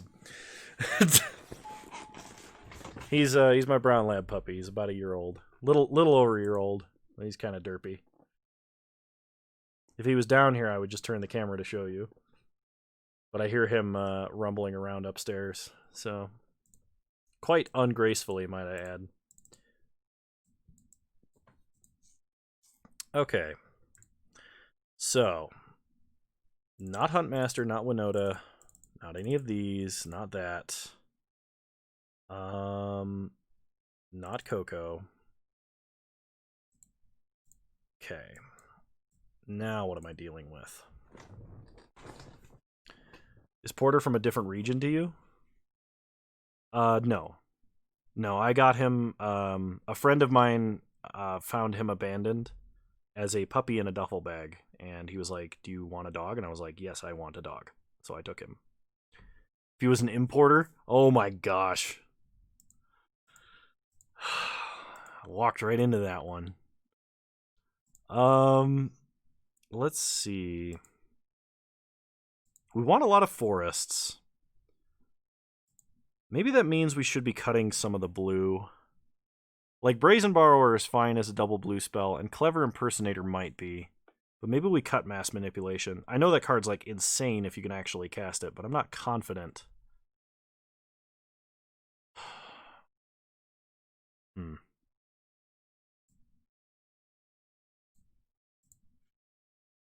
Okay, Beanstalk Giant's actually a ramp spell, 99% of the time. I have to cut 7 cards. All right, hang on. I'll be right back. I'm getting stared at from the top of the stairs, so I need to give him food. I'll be right back.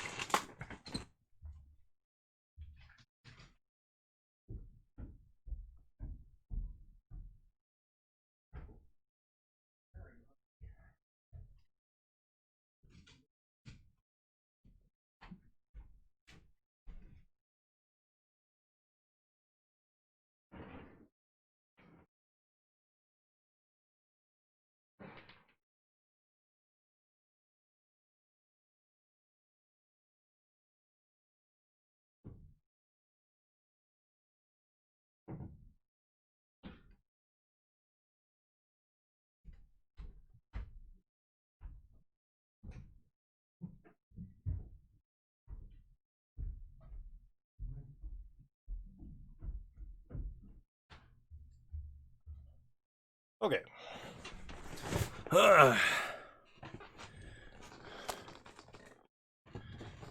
Rex Sage to sideboard. I can get behind that. Same with Goyf. We don't really put a ton of different kinds of things into the grave. I'm not so sure about Primal Command being mediocre. Yeah, we don't need Gear Hulk. It's just a 5-mana 8/8. Mass Manipulation can probably go... Oh yeah, Nature's Claim should not be in the deck. Not main deck, anyway. We can probably cut Whirler Rogue.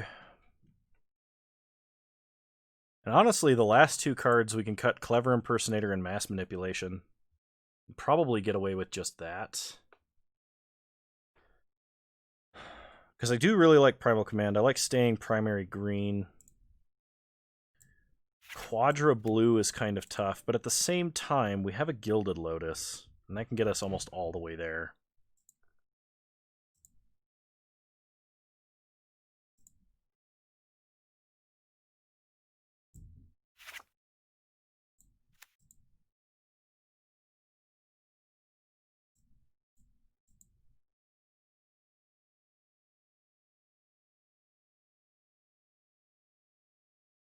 Oh, that's true. Okay. I'll leave it in then.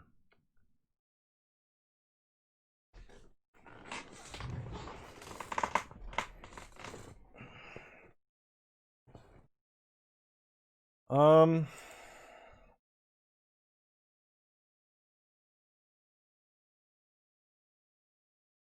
thinking we cut Clever Impersonator. Simply because... Like, if we land something huge, we're probably winning the game anyway. It might just be win more at this point.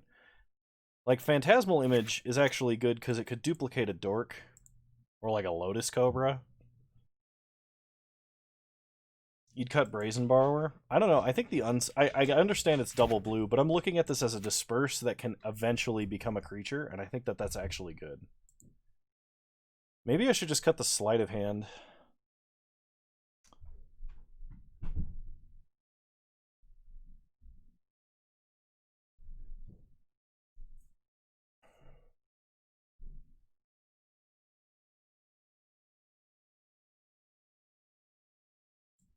Okay, do we actually need to run Genesis Wave? Because, like, Genesis Wave X4 is 7 mana, and that doesn't hit anything really good. I think we actually cut Genesis Wave.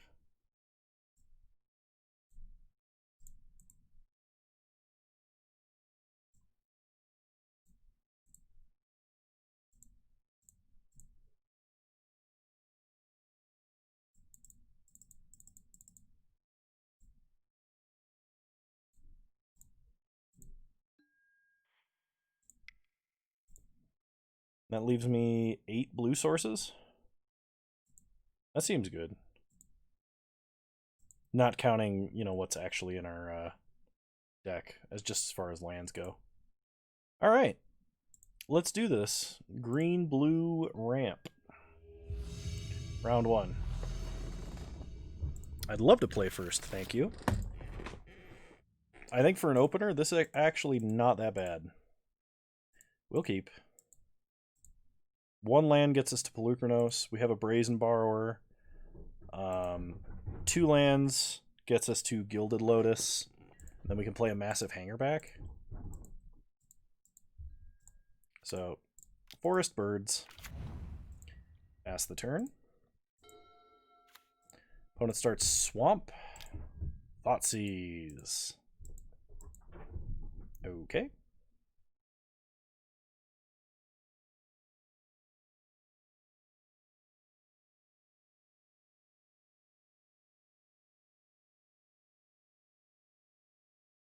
So I'll probably play through the end of this draft, and then I'm going to have to call it for the night. I know this was kind of a short stream and it started late, but that is my plan as of right now.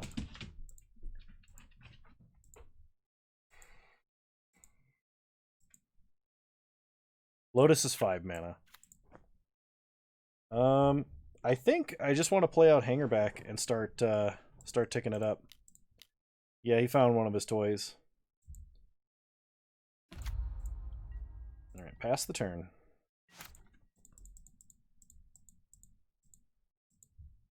Oh, you mean for them to take it. Yeah, that makes sense.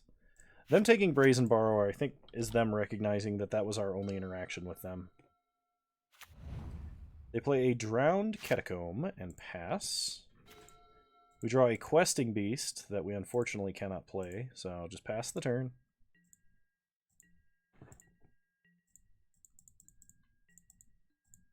You think it seemed good for us? It's definitely good for us if we draw lands. As in, like, them taking it was good for us if we draw lands.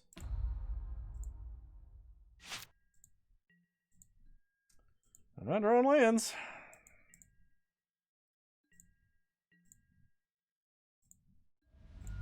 So now my opponent is probably going to bolt the bird. Or push the bird.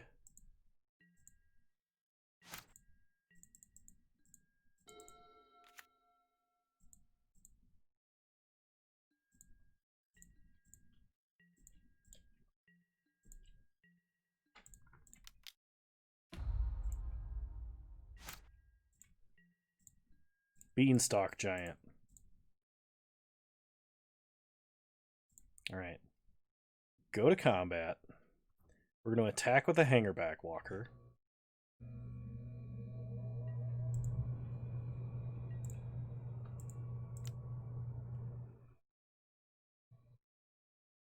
How does one push a bird to death? Oh, man. Alright, no blocks. Opponent takes 3. Second main, we'll go ahead and try to Fertile Footsteps. Getting ourselves another green mana.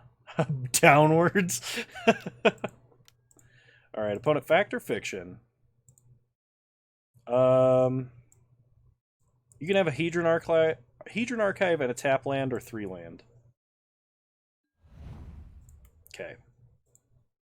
I almost put 4 land versus Hedron Archive, but I wasn't sure. Okay. Pass the turn. If my opponent taps out for Hedron Archive, we can play Gilded Lotus.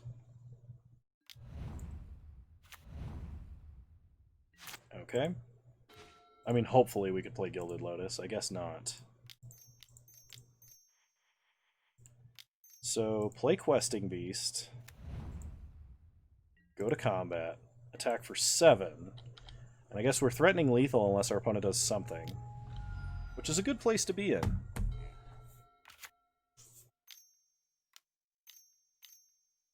Six mana. Opponent plays Dragon Lord Sylamgar, taking control of our Questing Beast, the jerk. We untap. We draw Hinterland Harbor. So, play Hinterland Harbor.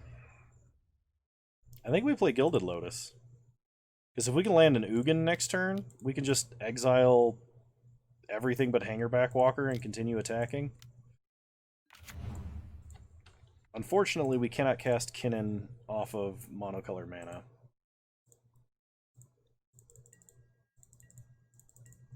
I kind of want to block Questing Beast and just tick up Hangerback, because that gives us 4 flyers and also puts them on a 2-turn clock, unless they do something about that.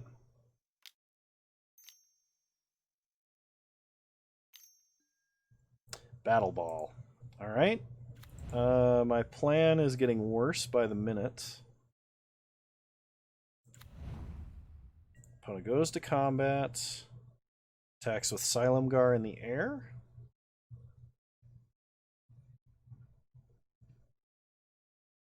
They're thinking about attacking with Questing Beast, but they don't. So no blocks, we'll take 3, go to 13.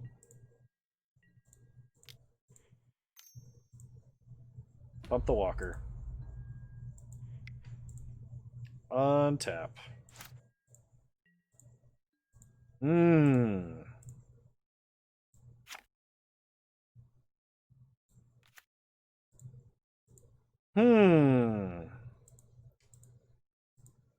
Well.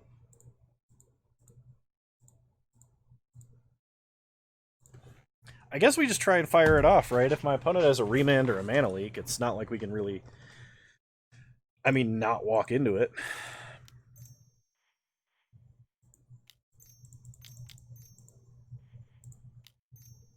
Yeah, we're going to take Battle Sphere and Dragonlord Sylamgar. Because that gives us back Questing Beast if that resolves. Condescend X1. Well, we tried.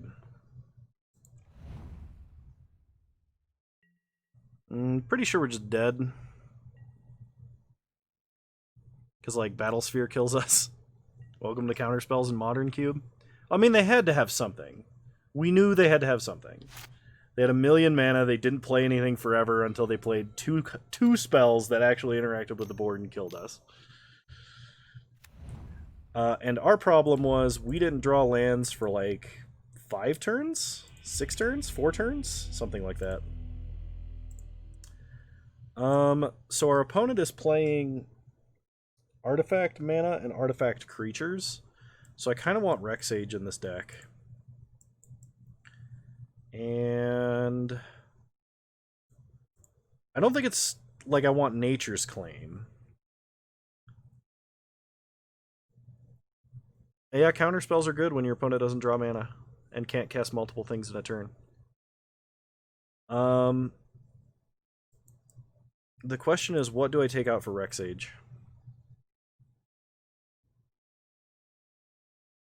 Probably...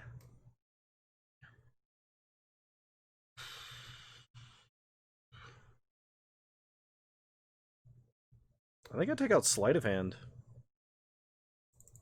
Like, Sleight of Hand is good. Helps get me through my deck. Problem is, I just don't know what else to take out. So we're going to try it like that.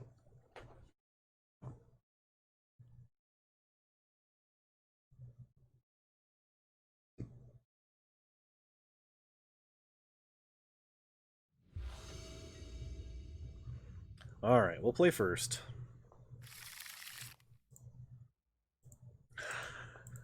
This is a whole lot of nothing for a very long time. Versus an opponent's deck that is a control deck. We got one of our 2 dorks.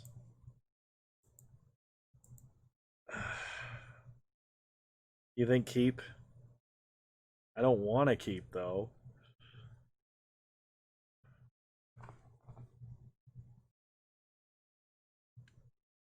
Alright, we'll keep. We're on the play, we got a 1-mana mana dork, we can draw anything that costs 3 or less and we'll be fine. Opponent mulligan to 6, which I guess is good news for us.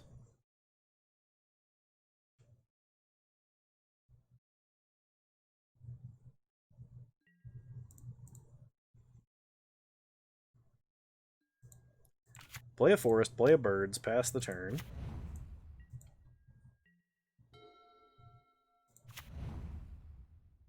Opponent plays a Dark Slick Shores, Thoughtseize, seeing Hornet Queen, and Karn.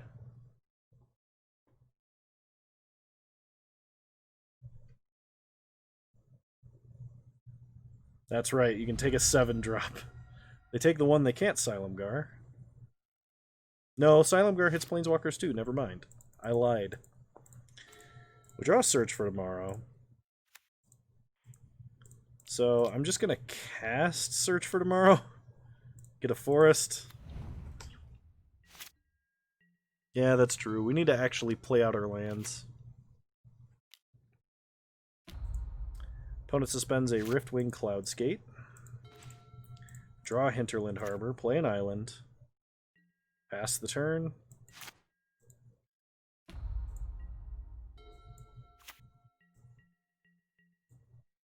Cloudskate is coming down in 2 turns. We untap. Draw a forest. I think my opponent saw City of Brass, so I'm going to play City of Brass. The good news is we can play just about anything we can draw, and the bad news is Moto is like dying right now for some reason. Draw Mass Manipulation. Play Hinterland Harbor.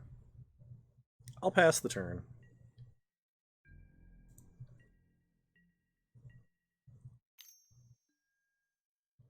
Opponent cycles a Censor, so I'm glad I didn't cast Hornet Queen.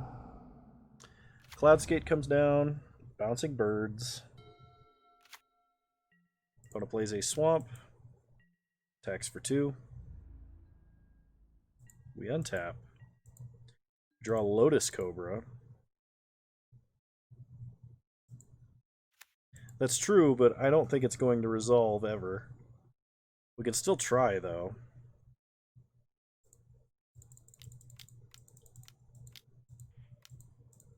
Now would be the turn to do it, though, because my opponent did just cycle a Censor, which means they either have another counterspell, or they were like, I don't need to counter anything. Condescend X3. Okay. Cobra Bird, hold the land. No, I don't think that was the play. I mean, it got around Condescend, you're right, but...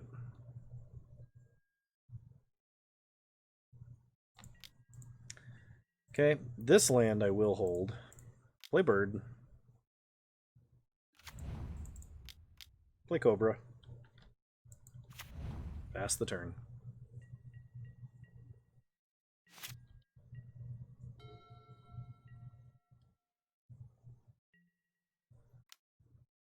Opponent attacks for 2. We're not going to block. We'll take it and go to 13.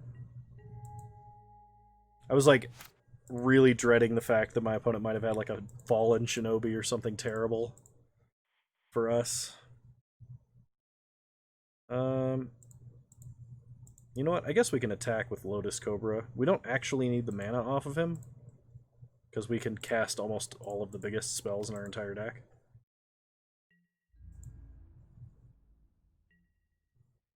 Okay.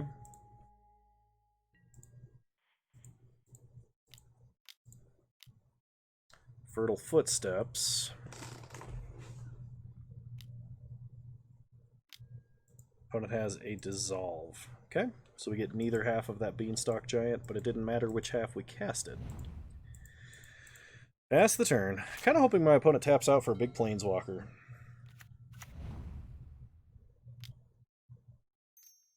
Oh, sorry, I didn't mean to keep the Exile Zone open. Opponent plays a Hedron Archive. I mean, we just gotta draw an action at this point. That is not action. Breeding Pool tapped. Add green. Go to combat. Attack for 2.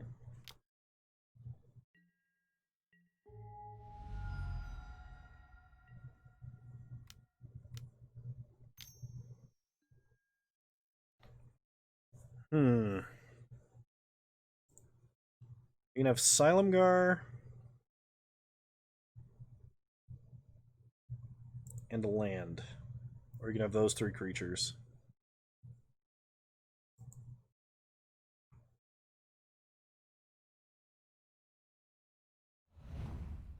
Okay, opponent takes the creatures.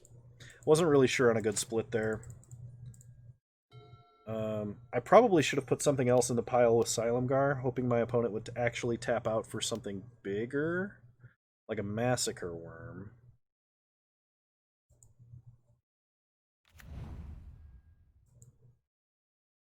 Alright, that sucks. We might be able to mass manipulation our way back into this game, but if my opponent has a counter spell that lines up good with our mass manipulation here, we're gonna be in a bad way.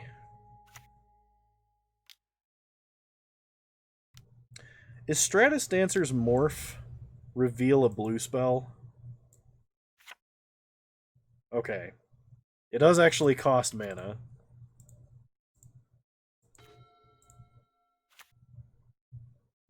We can steal 2 things.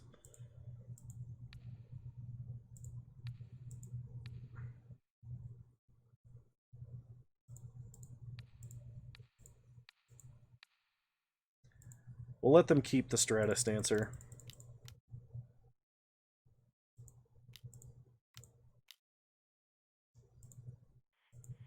Oh, for a second there, I thought I had counted my mana wrong. We'll take the Flyer and the Worm. But I think we're too low on life total now. I don't know that we have any way to gain life.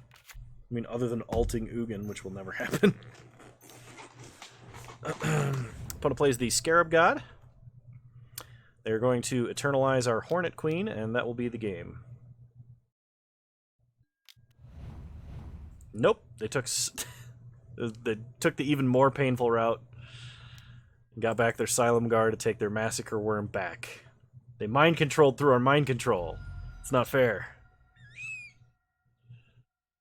Oh well. Last card, Ugin? Nope. Alright. I'll see you guys in round 2. Alright, well. That was unfortunate. I think we are, like... So there was somebody else definitely in green. And had I made the decision to start taking green cards a pack earlier, I would have taken something like Gargaroth, and then Gargaroth still probably wouldn't have done anything against that deck. I think that deck would prey very hard upon a green deck that is trying to use all of its mana every single turn. I mean, the draws were terrible, but we didn't really have anything that we could draw to that would get through the counter spells and the hand hate. Like, my opponent was playing a deck that kind of countered the strategy we were playing, and we didn't really have powerful enough cards to deal with that. We got kind of close in the first game, if I recall, but like, yeah. All right, round 2.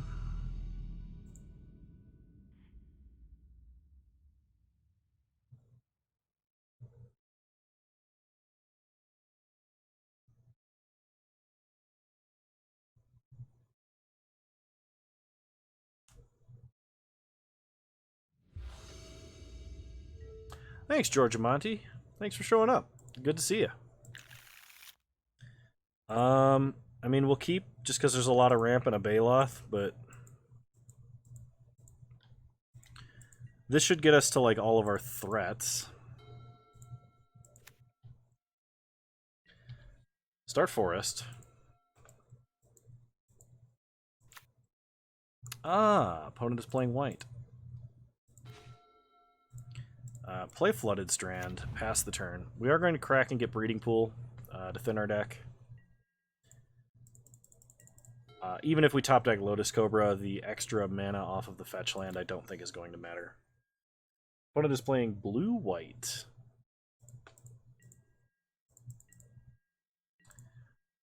So this might be another control deck. It could also be like blue-white Flicker or blue-white Flyers.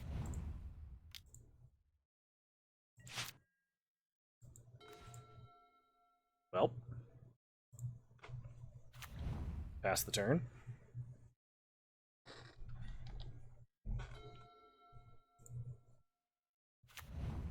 Jeskai. Yes. A land is exactly what I needed. Thank you, deck.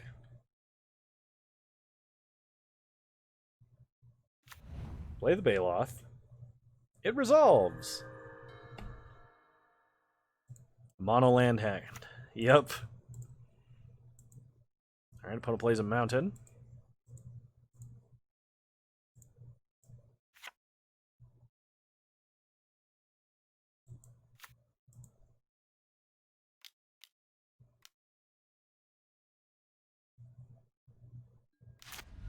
Alright, Collective Defiance. Yes, another land. Perfect. It's all coming together. Play Gilded Lotus. We can now cast anything in our deck.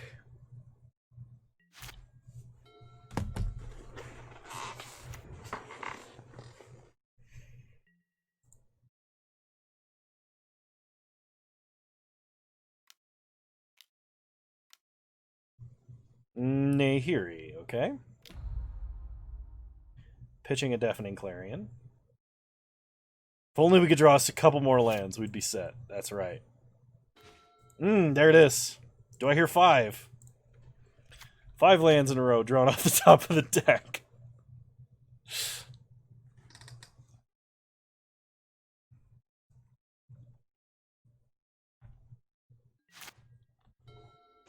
Beat that opponent. Fear the mighty forest.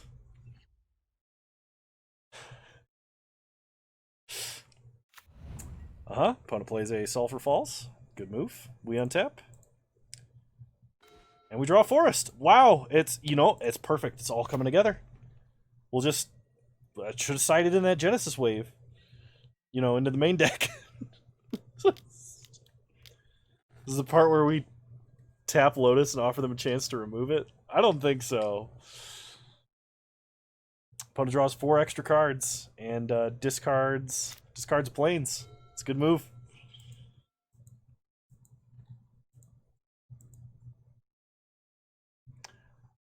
So is this an Emrakul? No, we haven't lost yet. You're right. We're still at 20, and we've got a lot of lands. Emrakul isn't in. Big Ulamog is, though. Nulamog?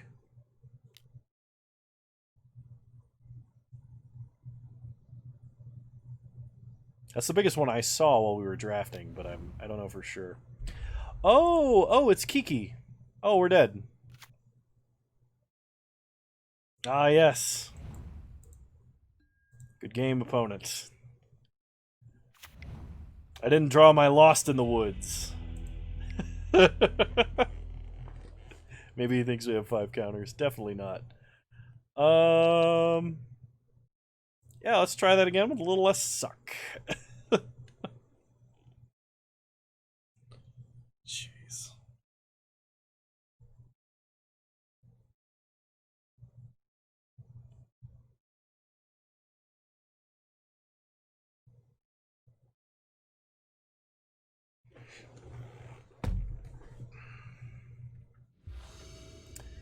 Alrighty then, I'd love to play first. Hey, we're doing other stuff than just playing lands this game. I'll keep. Hope he was probably terrified. I think they figured out what was going on. Alright, suspend, search for tomorrow, pass the turn.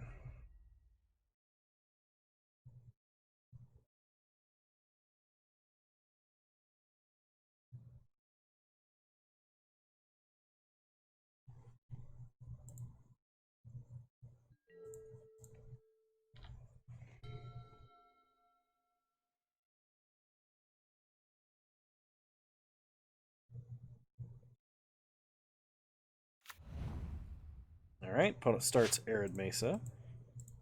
Search for tomorrow, ticking down.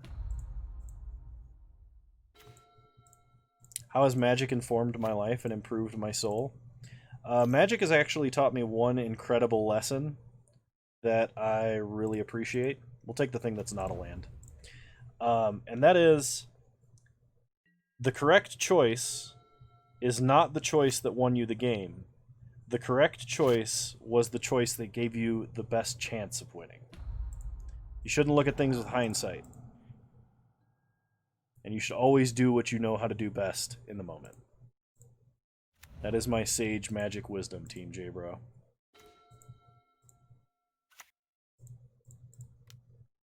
We'll play Kinnan. Pass the turn.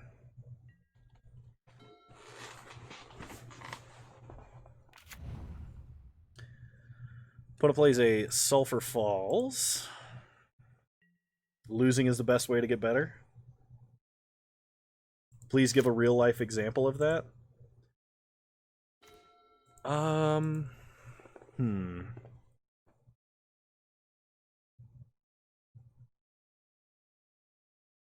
don't have a good one offhand. And if I think of one very shortly, I'll let you know. So let's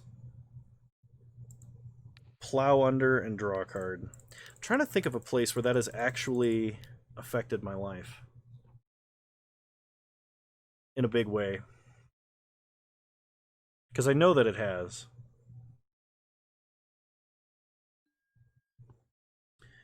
Alright, we need a good 5 mana or less creature to put in our hand.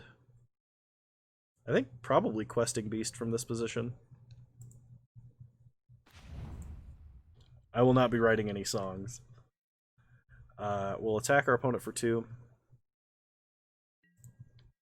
Oh, you know what? I can give you a good example. The choice of college that I picked was not the...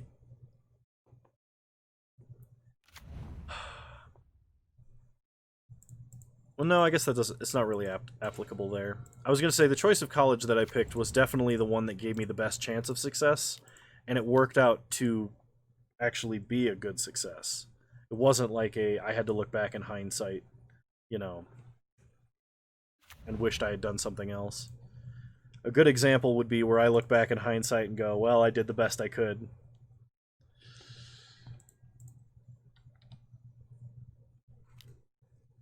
Alright, we'll attack our opponent for 6. 1 more mana, and we can play a Hornet Queen or an Avenger of Zendikar, and 1 more mana after that, and we can play a Woodfall Primus. 4 mana. I can't imagine this is... Okay, it's a board wipe. Land, please? Alright, that's the next best thing to a land as a castable card. No problem. Thanks for asking. I'll play Pelucranos, pass the turn.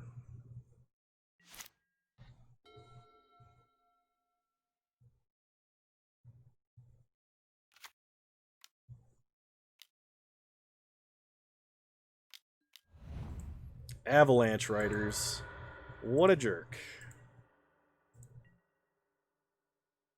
Alright, we'll untap. I think we're going to have to Monstrosity this turn, though. We'll play a land. What's my degree? I have a Bachelor's of Software Engineering and Game Development.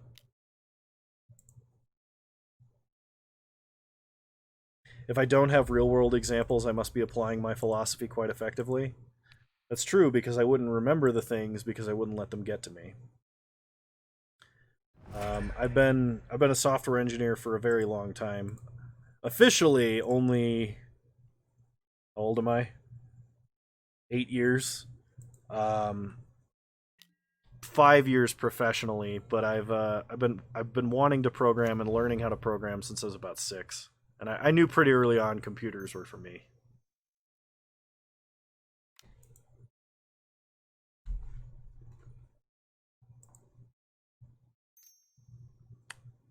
Moto's starting to crap out again, but I don't want to restart it. Alright, opponent plays PN Kieran Nalar. We draw Gilded Lotus, which will get us to our top-end threats. Monstrosity only works once, so we're just going to swing out.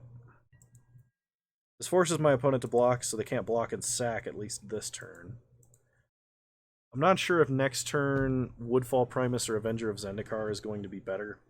If we draw a land, Avenger of Zendikar will be, if Gilded Lotus resolves, of course. Alright, a path.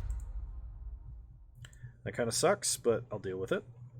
We'll play Gilded Lotus. Oops, this is end of combat, not second main.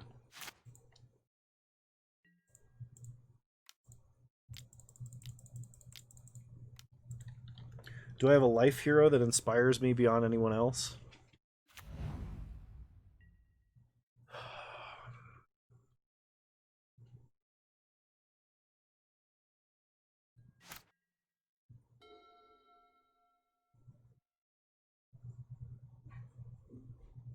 Probably my dad. My dad is the embodiment of work ethic. He really knows how to put his nose to the grindstone and has gone through a lot. So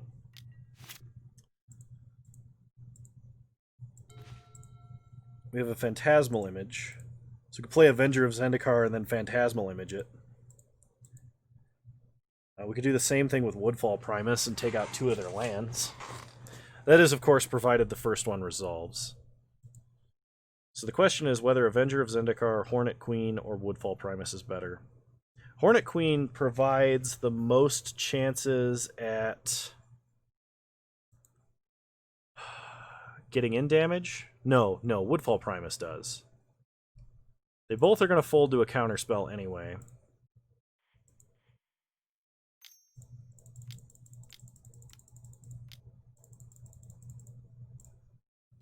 So Woodfall Primus.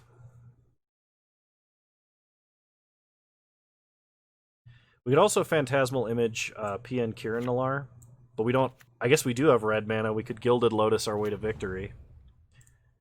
So take out Sulphur Falls. Opponent activates Prismatic Vista. Gets an island.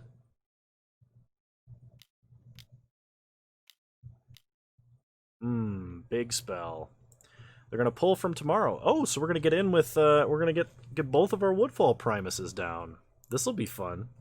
And because the Phantasmal image has Persist, it can reclone something when it enters.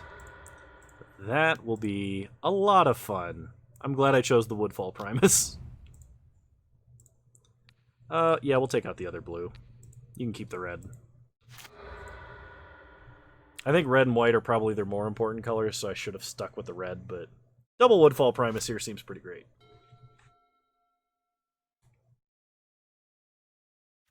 Alright, opponent plays a Bloodstained Mire. They might sack a Thopter just to kill the Woodfall Primus.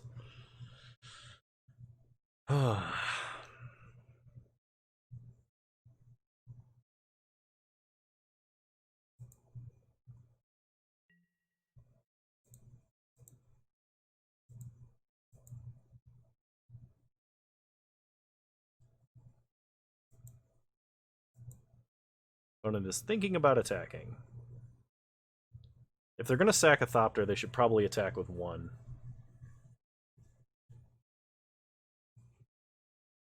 But I don't think that sacking a Thopter is actually a good line here. I think my opponent needs another Wrath. Cube is the best Magic ever made, and Magic is the best game ever made. I think I agree. Cube is nice because you get to play... First off, there's basically an infinite configuration of cubes. Not all of which would be fun, but there's a lot of fun cubes. And it being slightly different every time, but memorable and noticeable, I think is good. I love playing Vintage Cube, but it's not the only cube I've ever enjoyed. And I agree that Magic is probably one of the greatest games ever made, if not the greatest. I don't think we make any adjustments. I think we just run this back.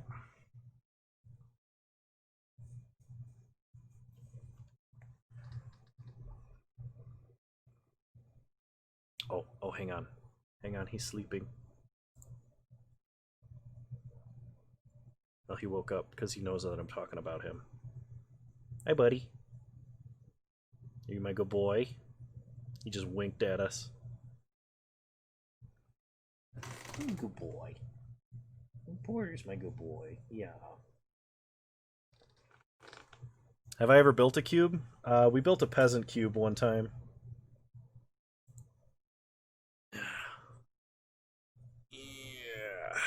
we go. It was fun. We didn't really know what we were doing.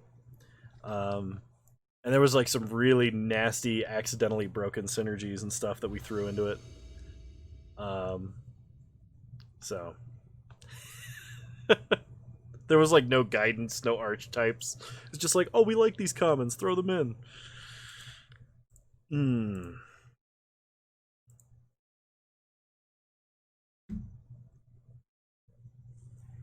I'd love to build one. I think if I was going to play Magic with my friends on a local area, I would play Cube, because I'm to the point in my life where not all of my friends that play Magic currently have a deck, currently have a format that not everyone likes playing. You know, the most latest set limited. Playing Cube, I think would be the way to go.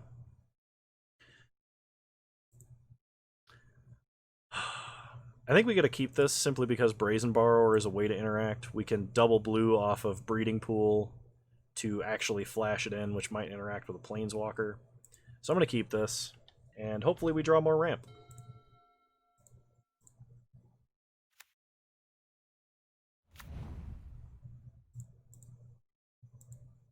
Alright, opponent starts Clifftop Retreat. We'll start Breeding Pool Arbor Elf.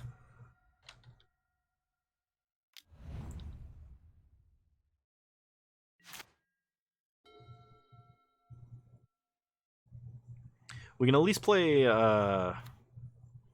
Baloth as well soon.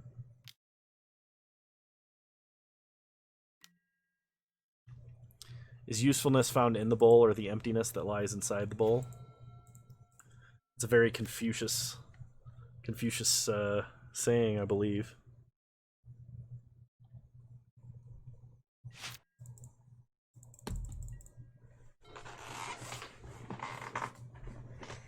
Alright, opponent plays a Triome tapped into a Young Pyromancer, to which I declare Yeet.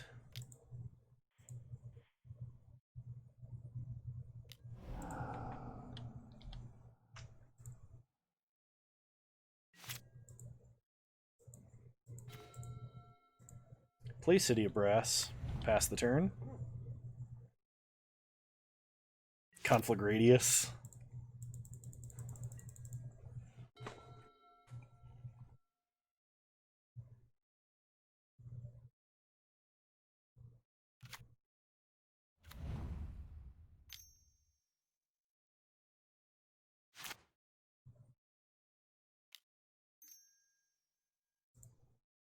Alright.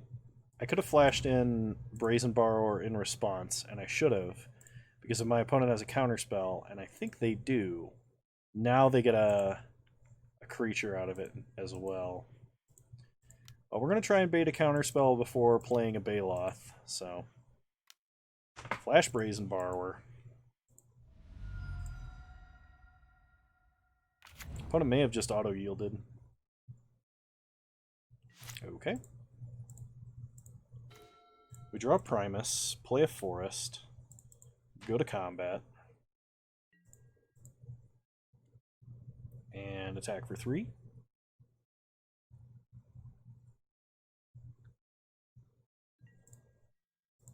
As soon as I wrap this up, I'm going to have to play hard with Porter.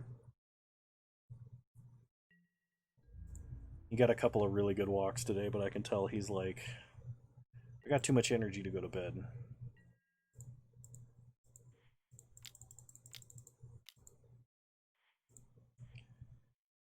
Alright, try casting a Baloth.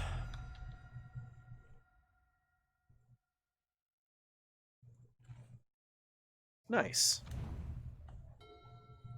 Have I ever helped someone that was in a worse situation than me? Yes. Yes, I have. I actually disobeyed my father and mother and helped my high school girlfriend and her mother move out of an abusive home when the abuser was away. Like, I went over there and hauled ass to try and, like, move all of their shit out, when I was told explicitly not to do it and get involved. So. that was one of the times that I was like, I didn't do what my like local authority wanted me to do, but every time I've looked back on that situation, I was like, yeah, I did what was right.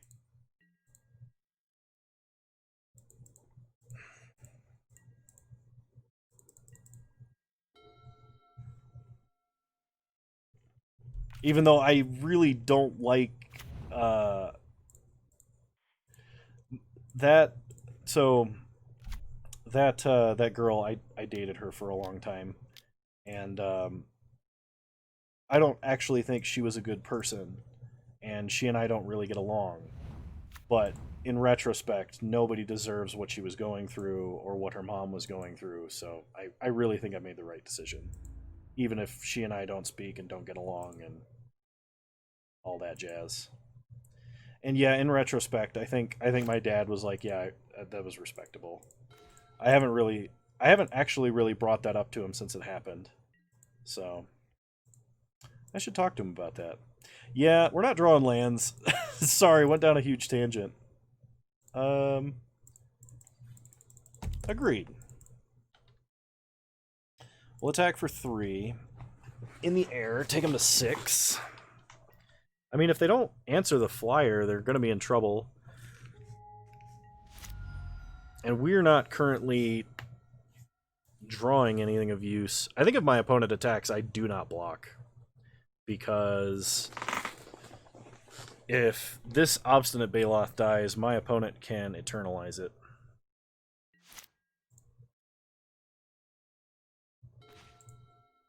Okay. That's good. We have no 6 cost. Well, we have a 6 cost, but we can't use it yet. Because we don't have Quadra Blue. So go to combat. Attack for 3 in the air.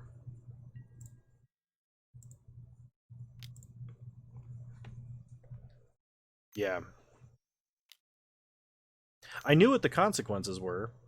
I knew how my parents would react. I knew what would happen if, you know, that person came home early, like, and whatever was going to happen, I knew the risks and I knew the consequences, and I did it. So we'll play an island, pass the turn.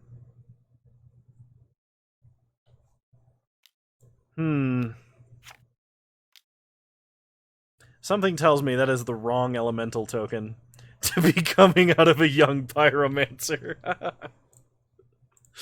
And Moto's like taking a dump.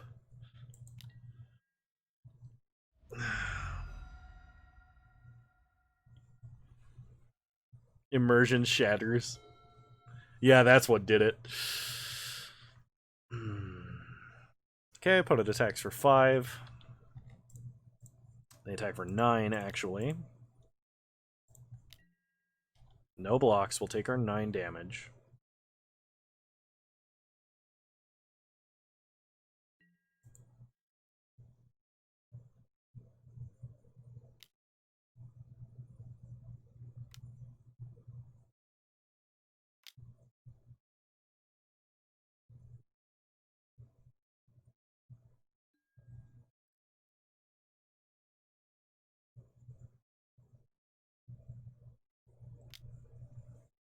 Alright, Pia and Kieran Nalar. We untap.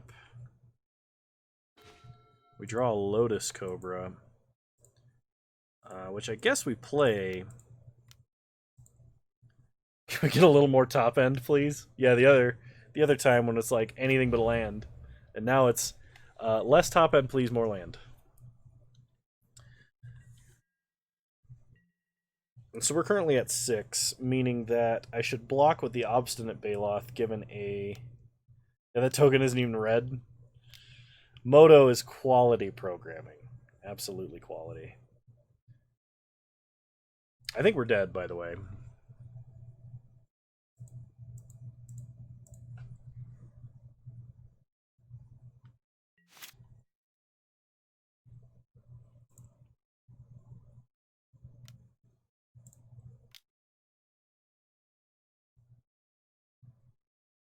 Opponent's going to Eternalize at our upkeep, it looks like.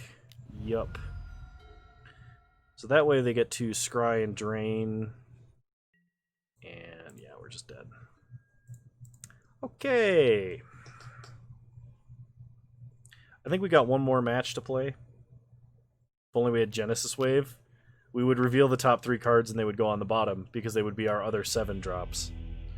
Genesis Wave only puts things CMC X or less onto the battlefield. It's not, what is it, impromptu raid or anything like that. It would hit lands, that's true. My luck is they wouldn't be lands, though. Alright, I'm going to restart Moto again really quick. Because I kind of want this last match to actually like go and get done with.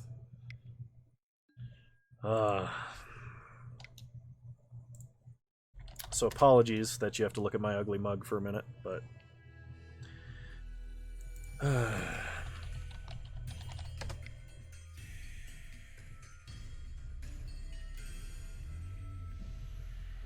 come on, Moto. The good news is it starts up kind of quick.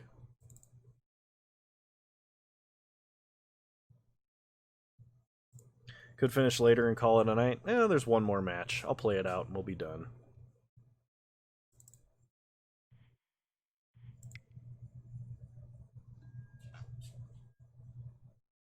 More 90s prison simulator music. Oh, man.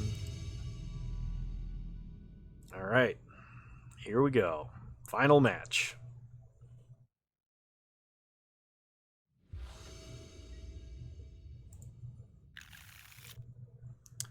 You know what? This is the first hand we've had Treasure Map in, and Treasure Map is a very good card, so we're going to keep this.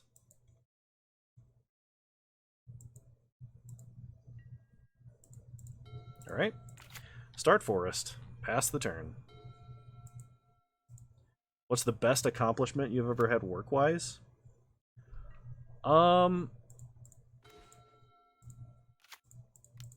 have... I mean, I worked on a project for a year that I wrote entirely myself.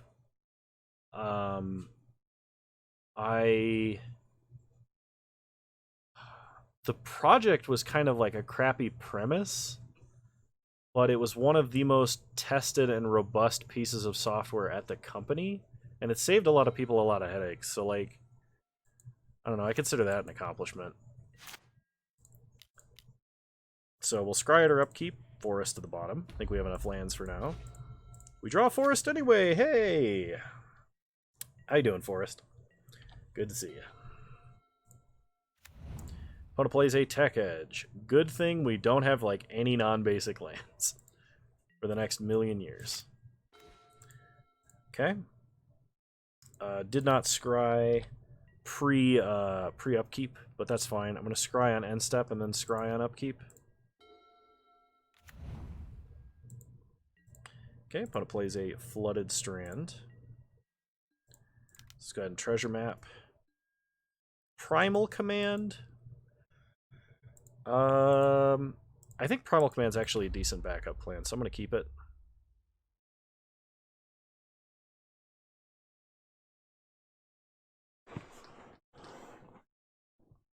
Had some forest gumption. Get out. That was bad. Oh, hi, buddy. Hi. Did you need some attention? I'm sorry. Yeah, we'll play hard for like an hour after I'm off, okay? Okay, we untap. We'll draw Primal Command. Treasure Map. Lotus Cobra to the bottom. Play an island. And we can try and resolve a Nissa. I mean, I laughed, so... we can try and resolve a Nissa, or we can try and resolve a Primal Command. Nissa is a lot higher upside, but Primal Command can also get us things like the Persist guy. Primal first, do you think? Alright. We'll plow under an island. Oops, hang on. We'll plow under an island, and we'll search our library for a creature card.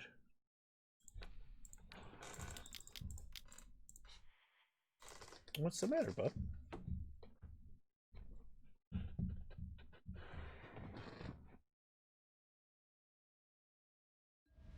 Okay. Opponent cracks a Flooded Strand.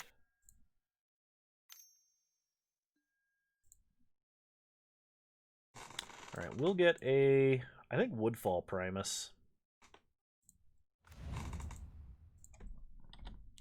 Okay.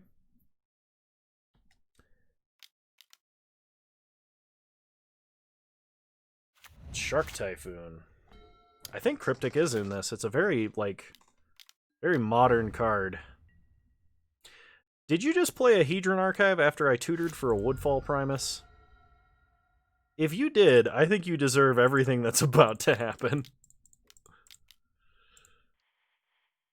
Green. Oh, hang on. Am I being dumb? Can I play Nissa? Yes, I can. Yes, I can. Play Nissa. Flooded Strand. Fetch Flooded Strand. Get a Breeding Pool. Untapped. Woodfall Primus. Take out Hedron Archive. Animate a Forest. And attack for 3. That was way more brutal than what I was initially planning. Whew.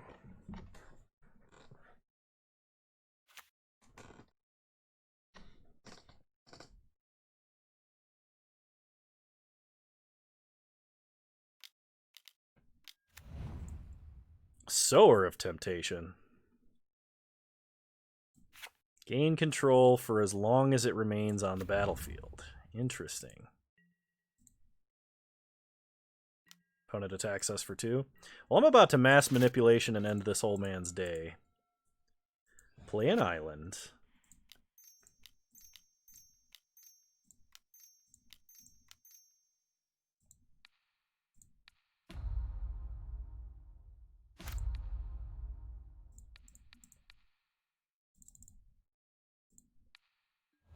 Thank you.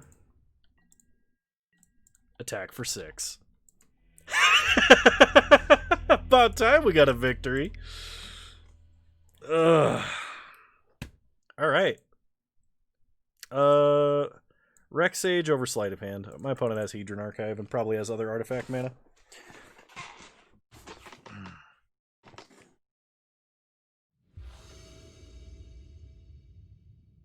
Yes. Where's your ball? Go get your ball. Well, I got a Gilded Lotus, but this hand doesn't do anything for a very long period of time. Like, maybe Hangerback Walker on 2 is good enough, and then just go from 5 into 8. I don't know. I'm just going to keep, I think. We'll bring it here. Where's your ball? Bring it here. I'll throw it. Are we 0-2? Yeah, we are 0-2. Star Forest. Pass the turn. Opponent plays an island. We draw a Flooded Strand. Play an island. Play Hangerback. X1. Where's your ball? Bring me the ball. Ah, they have an Essence Scatter. Okay. Well, you have to give it to me if you want me to throw it. I can't play Tug of War with a ball. That's not how spheres work.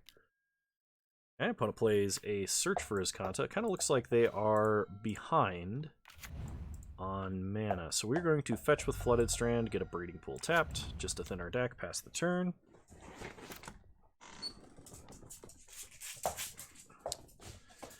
Alright.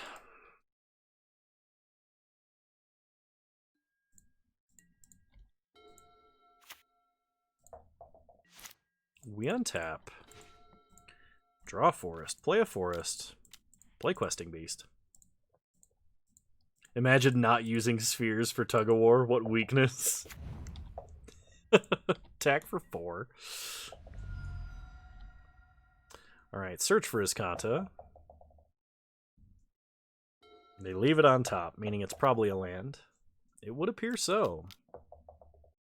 Sower? Sower of Temptation, I imagine? No. Okay. We untap, we draw a Karn, liberated, play an island, go to combat, attack for 4.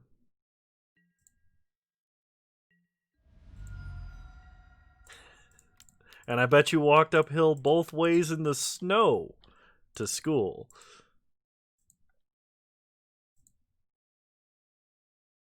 The old Kano would have done it, but the old Kano is going to be here soon because of all the birthdays. Oh, man. Got him. All right. Search for Iskanta. Opponent leaving it on top. Probably another land. It is. 5 mana. They play their own Gilded Lotus. And a Champion of Wits. Champion of Wits, strangely enough, cannot block Questing Beast.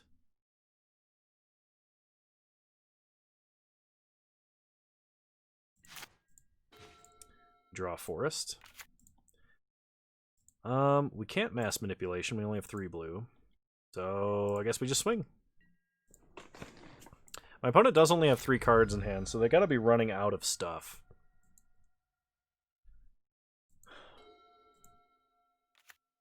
Play an island. They pass. We draw. Avenger of Zendikar. Go to combat.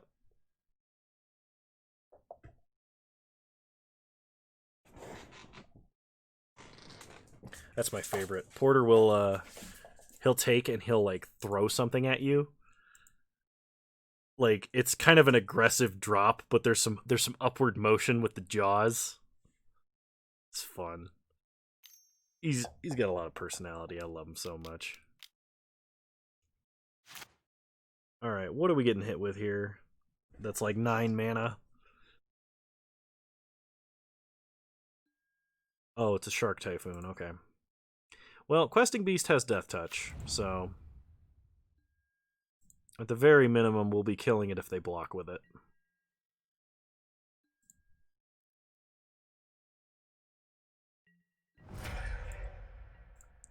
Alright, let's try the Karn.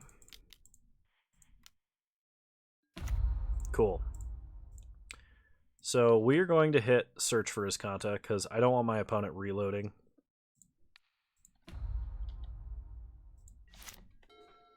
Evidently not. They might have trouble beating an active Karn. Opponent Serum Visions. I'm going to sculpt their hand a little bit. They put 1 card on top and 1 on the bottom. They play an island.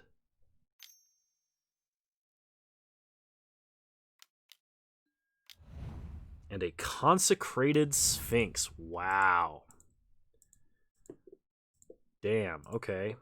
Well, if we top deck blue mana, they're going to be real sad.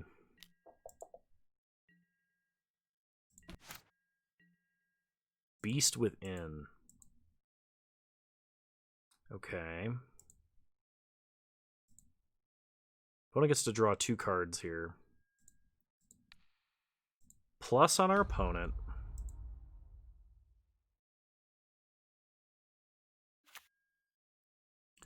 We're going to play Avenger of Zendikar. I want to Beast Within their Consecrated Sphinx on their turn, like on their upkeep, to save Karn. Yeah, I still think I'm going to. I'm going to try anyway. Problem is they get like 2 more draws. If we don't, this doesn't work. If they have Mana Leak, we can pay for it, but... Because that way they can't attack with the Beast, and they can't kill Karn this turn. We get more use out of Karn. Yeah.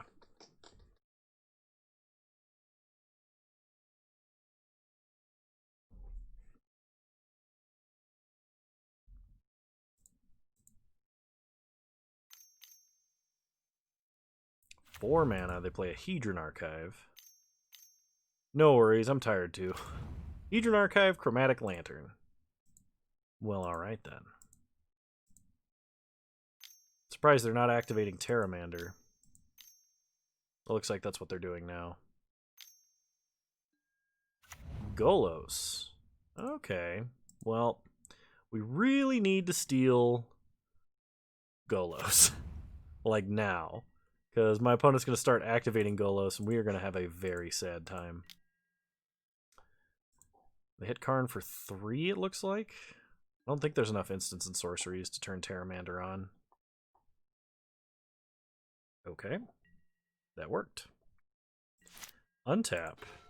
We draw Ugin, which will be amazing if we draw another land.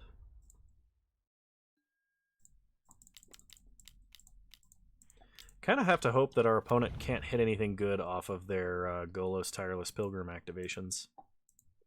The only reason that works is because they have Chromatic Lantern. And Baimoto's good graces. They fetch up an island at their upkeep. They only have 15 cards left in their deck, and this takes 7 mana. So they can probably activate it twice. No, they can't because of Hedron Archive. No, they can. Yeah, there they go. They figured it out.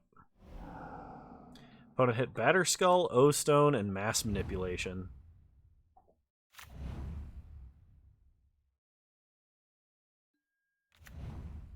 Yeah, this is definitely an O-Stone time.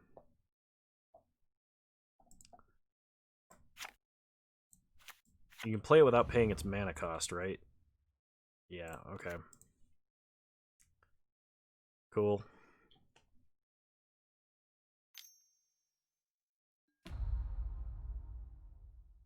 Alright, Terramander is now a beast. All the way up to a 5/5. Problem is, so much of their stuff is colorless that Ugin doesn't actually, like, do anything.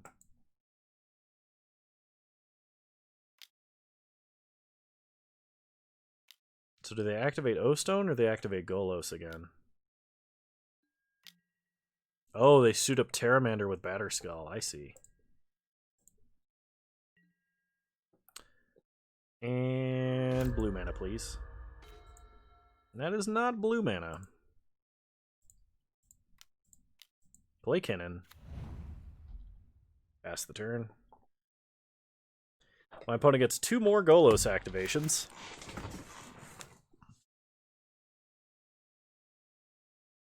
Well, if we draw blue mana, we can Mass Manipulation and steal Golos and Terramander. Then they have to spend a turn re-equipping Batterskull. Duplicant. Okay, taking out our 5/5.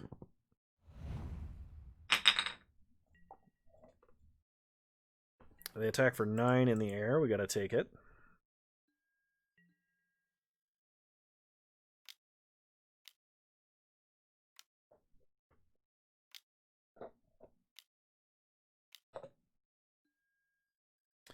Okay, another Golos activation.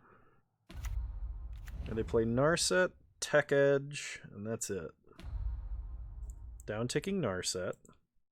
They find Sublime Epiphany. Oh my gosh. Okay. Hinterland Harbor. So play Hinterland Harbor.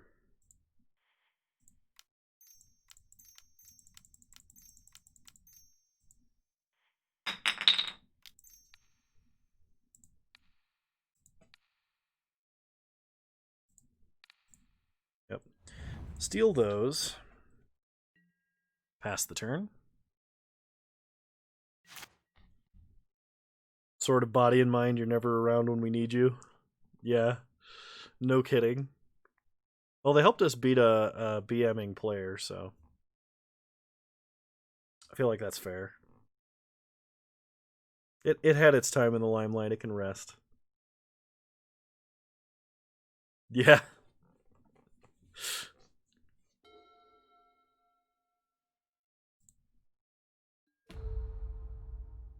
Alright, opponent down ticks Narset.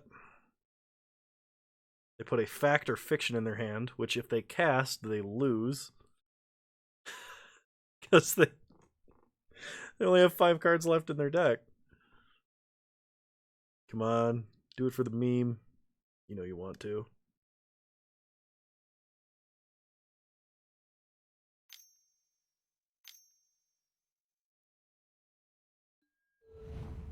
Okay, opponent re-equips Batterskull to a beast. In before Factor Fiction into Thassa's Oracle. Don't even joke, dude. Oh, that's so disgusting. I would feel terrible. The opponent attacks for 7 with lifelink.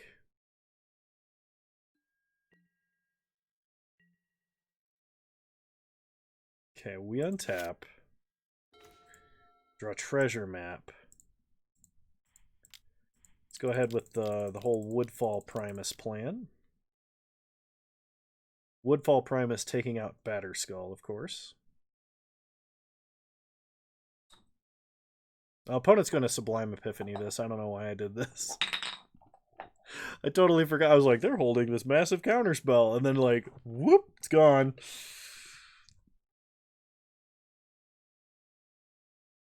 Pretty sure they just, like, clone duplicate. Like, counter this, clone duplicate, draw a card if they want to.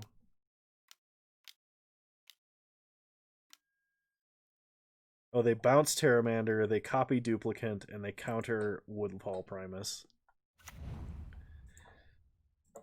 Then they exile Golos. And they drew a card.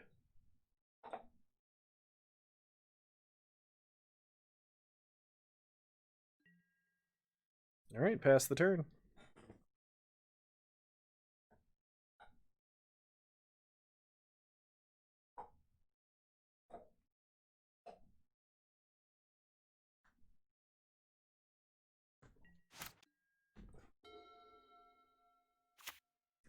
When it plays a land, 3 cards left in their deck.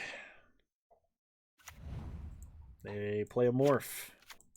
Probably a Stratus Dancer if I had to guess. I think that's like one of the only Morphs that's in their colors. There's like that and Den Protector, and I think that's it. Sower of Temptation. And they're just going to take everything from us. They play a Terramander. They attack for a lot. Chump, chump, chump, chump. The worst part is Ugin does not get rid of their duplicates, O-Stone, or Morph. We did not draft O-Stone, despite, I think, having the opportunity. Ooh, we could bounce something. What do we bounce? Does it matter? Duplicate doesn't give the card back. No, okay. Yeah, I think that's game. I'm good.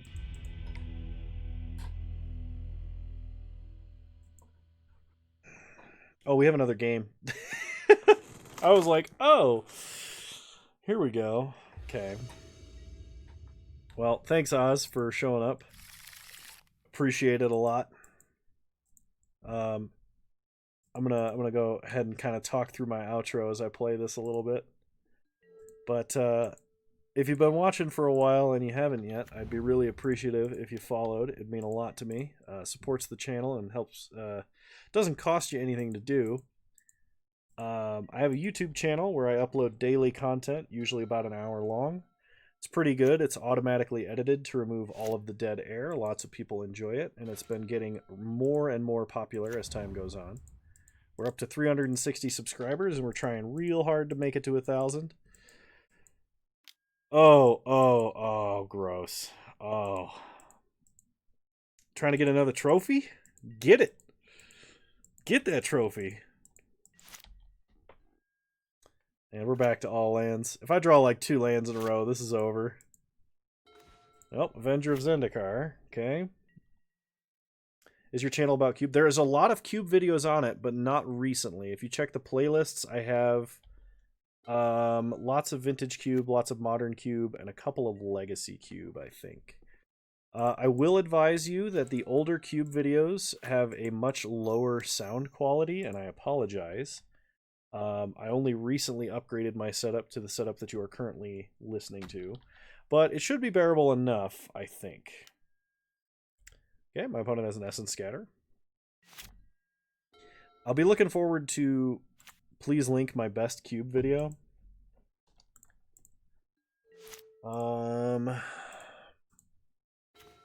My best cube video.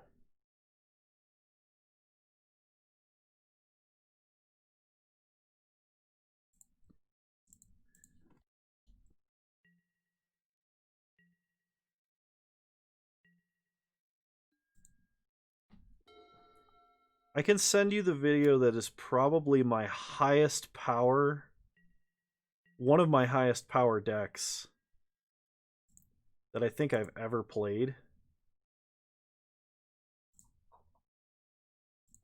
I don't know if it's my best, but it is one of my favorites if I recall. Okay, we untap. We draw Pelucranos. Well, we drew all the lands to play our threats, so if they start resolving, we'll start winning. That cube is like my first attempt at an actual Mishra's... no, Tolarian Academy deck. And that one I had a ton of fun playing.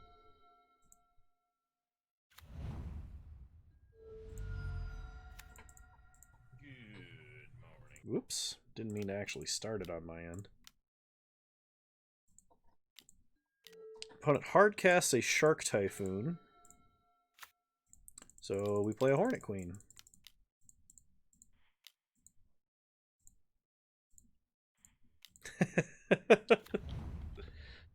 Getting them with the zingers.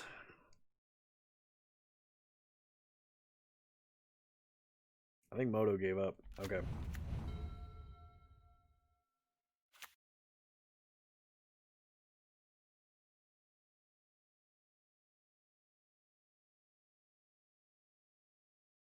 Alright, we untap.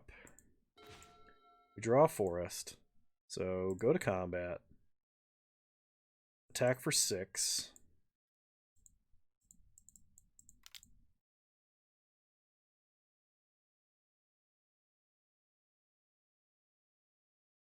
Opponent is going to cast something, it looks like. Good morning, everybody. Yeah. Okay. Play a forest. We're going to try Ugin. I probably should have just played Avenger of Zendikar and then played the land. Because this was a fine follow-up next turn. This was much better this turn. What are you doing? Yes, you. Oh, nothing, Dad. I not do anything. Alright, well. Opponent gets a 6/6 shark. Counters our Ugin.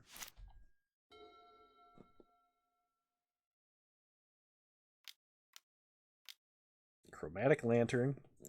Yeah, I don't know that I can beat an active Shark Typhoon without an Ugin.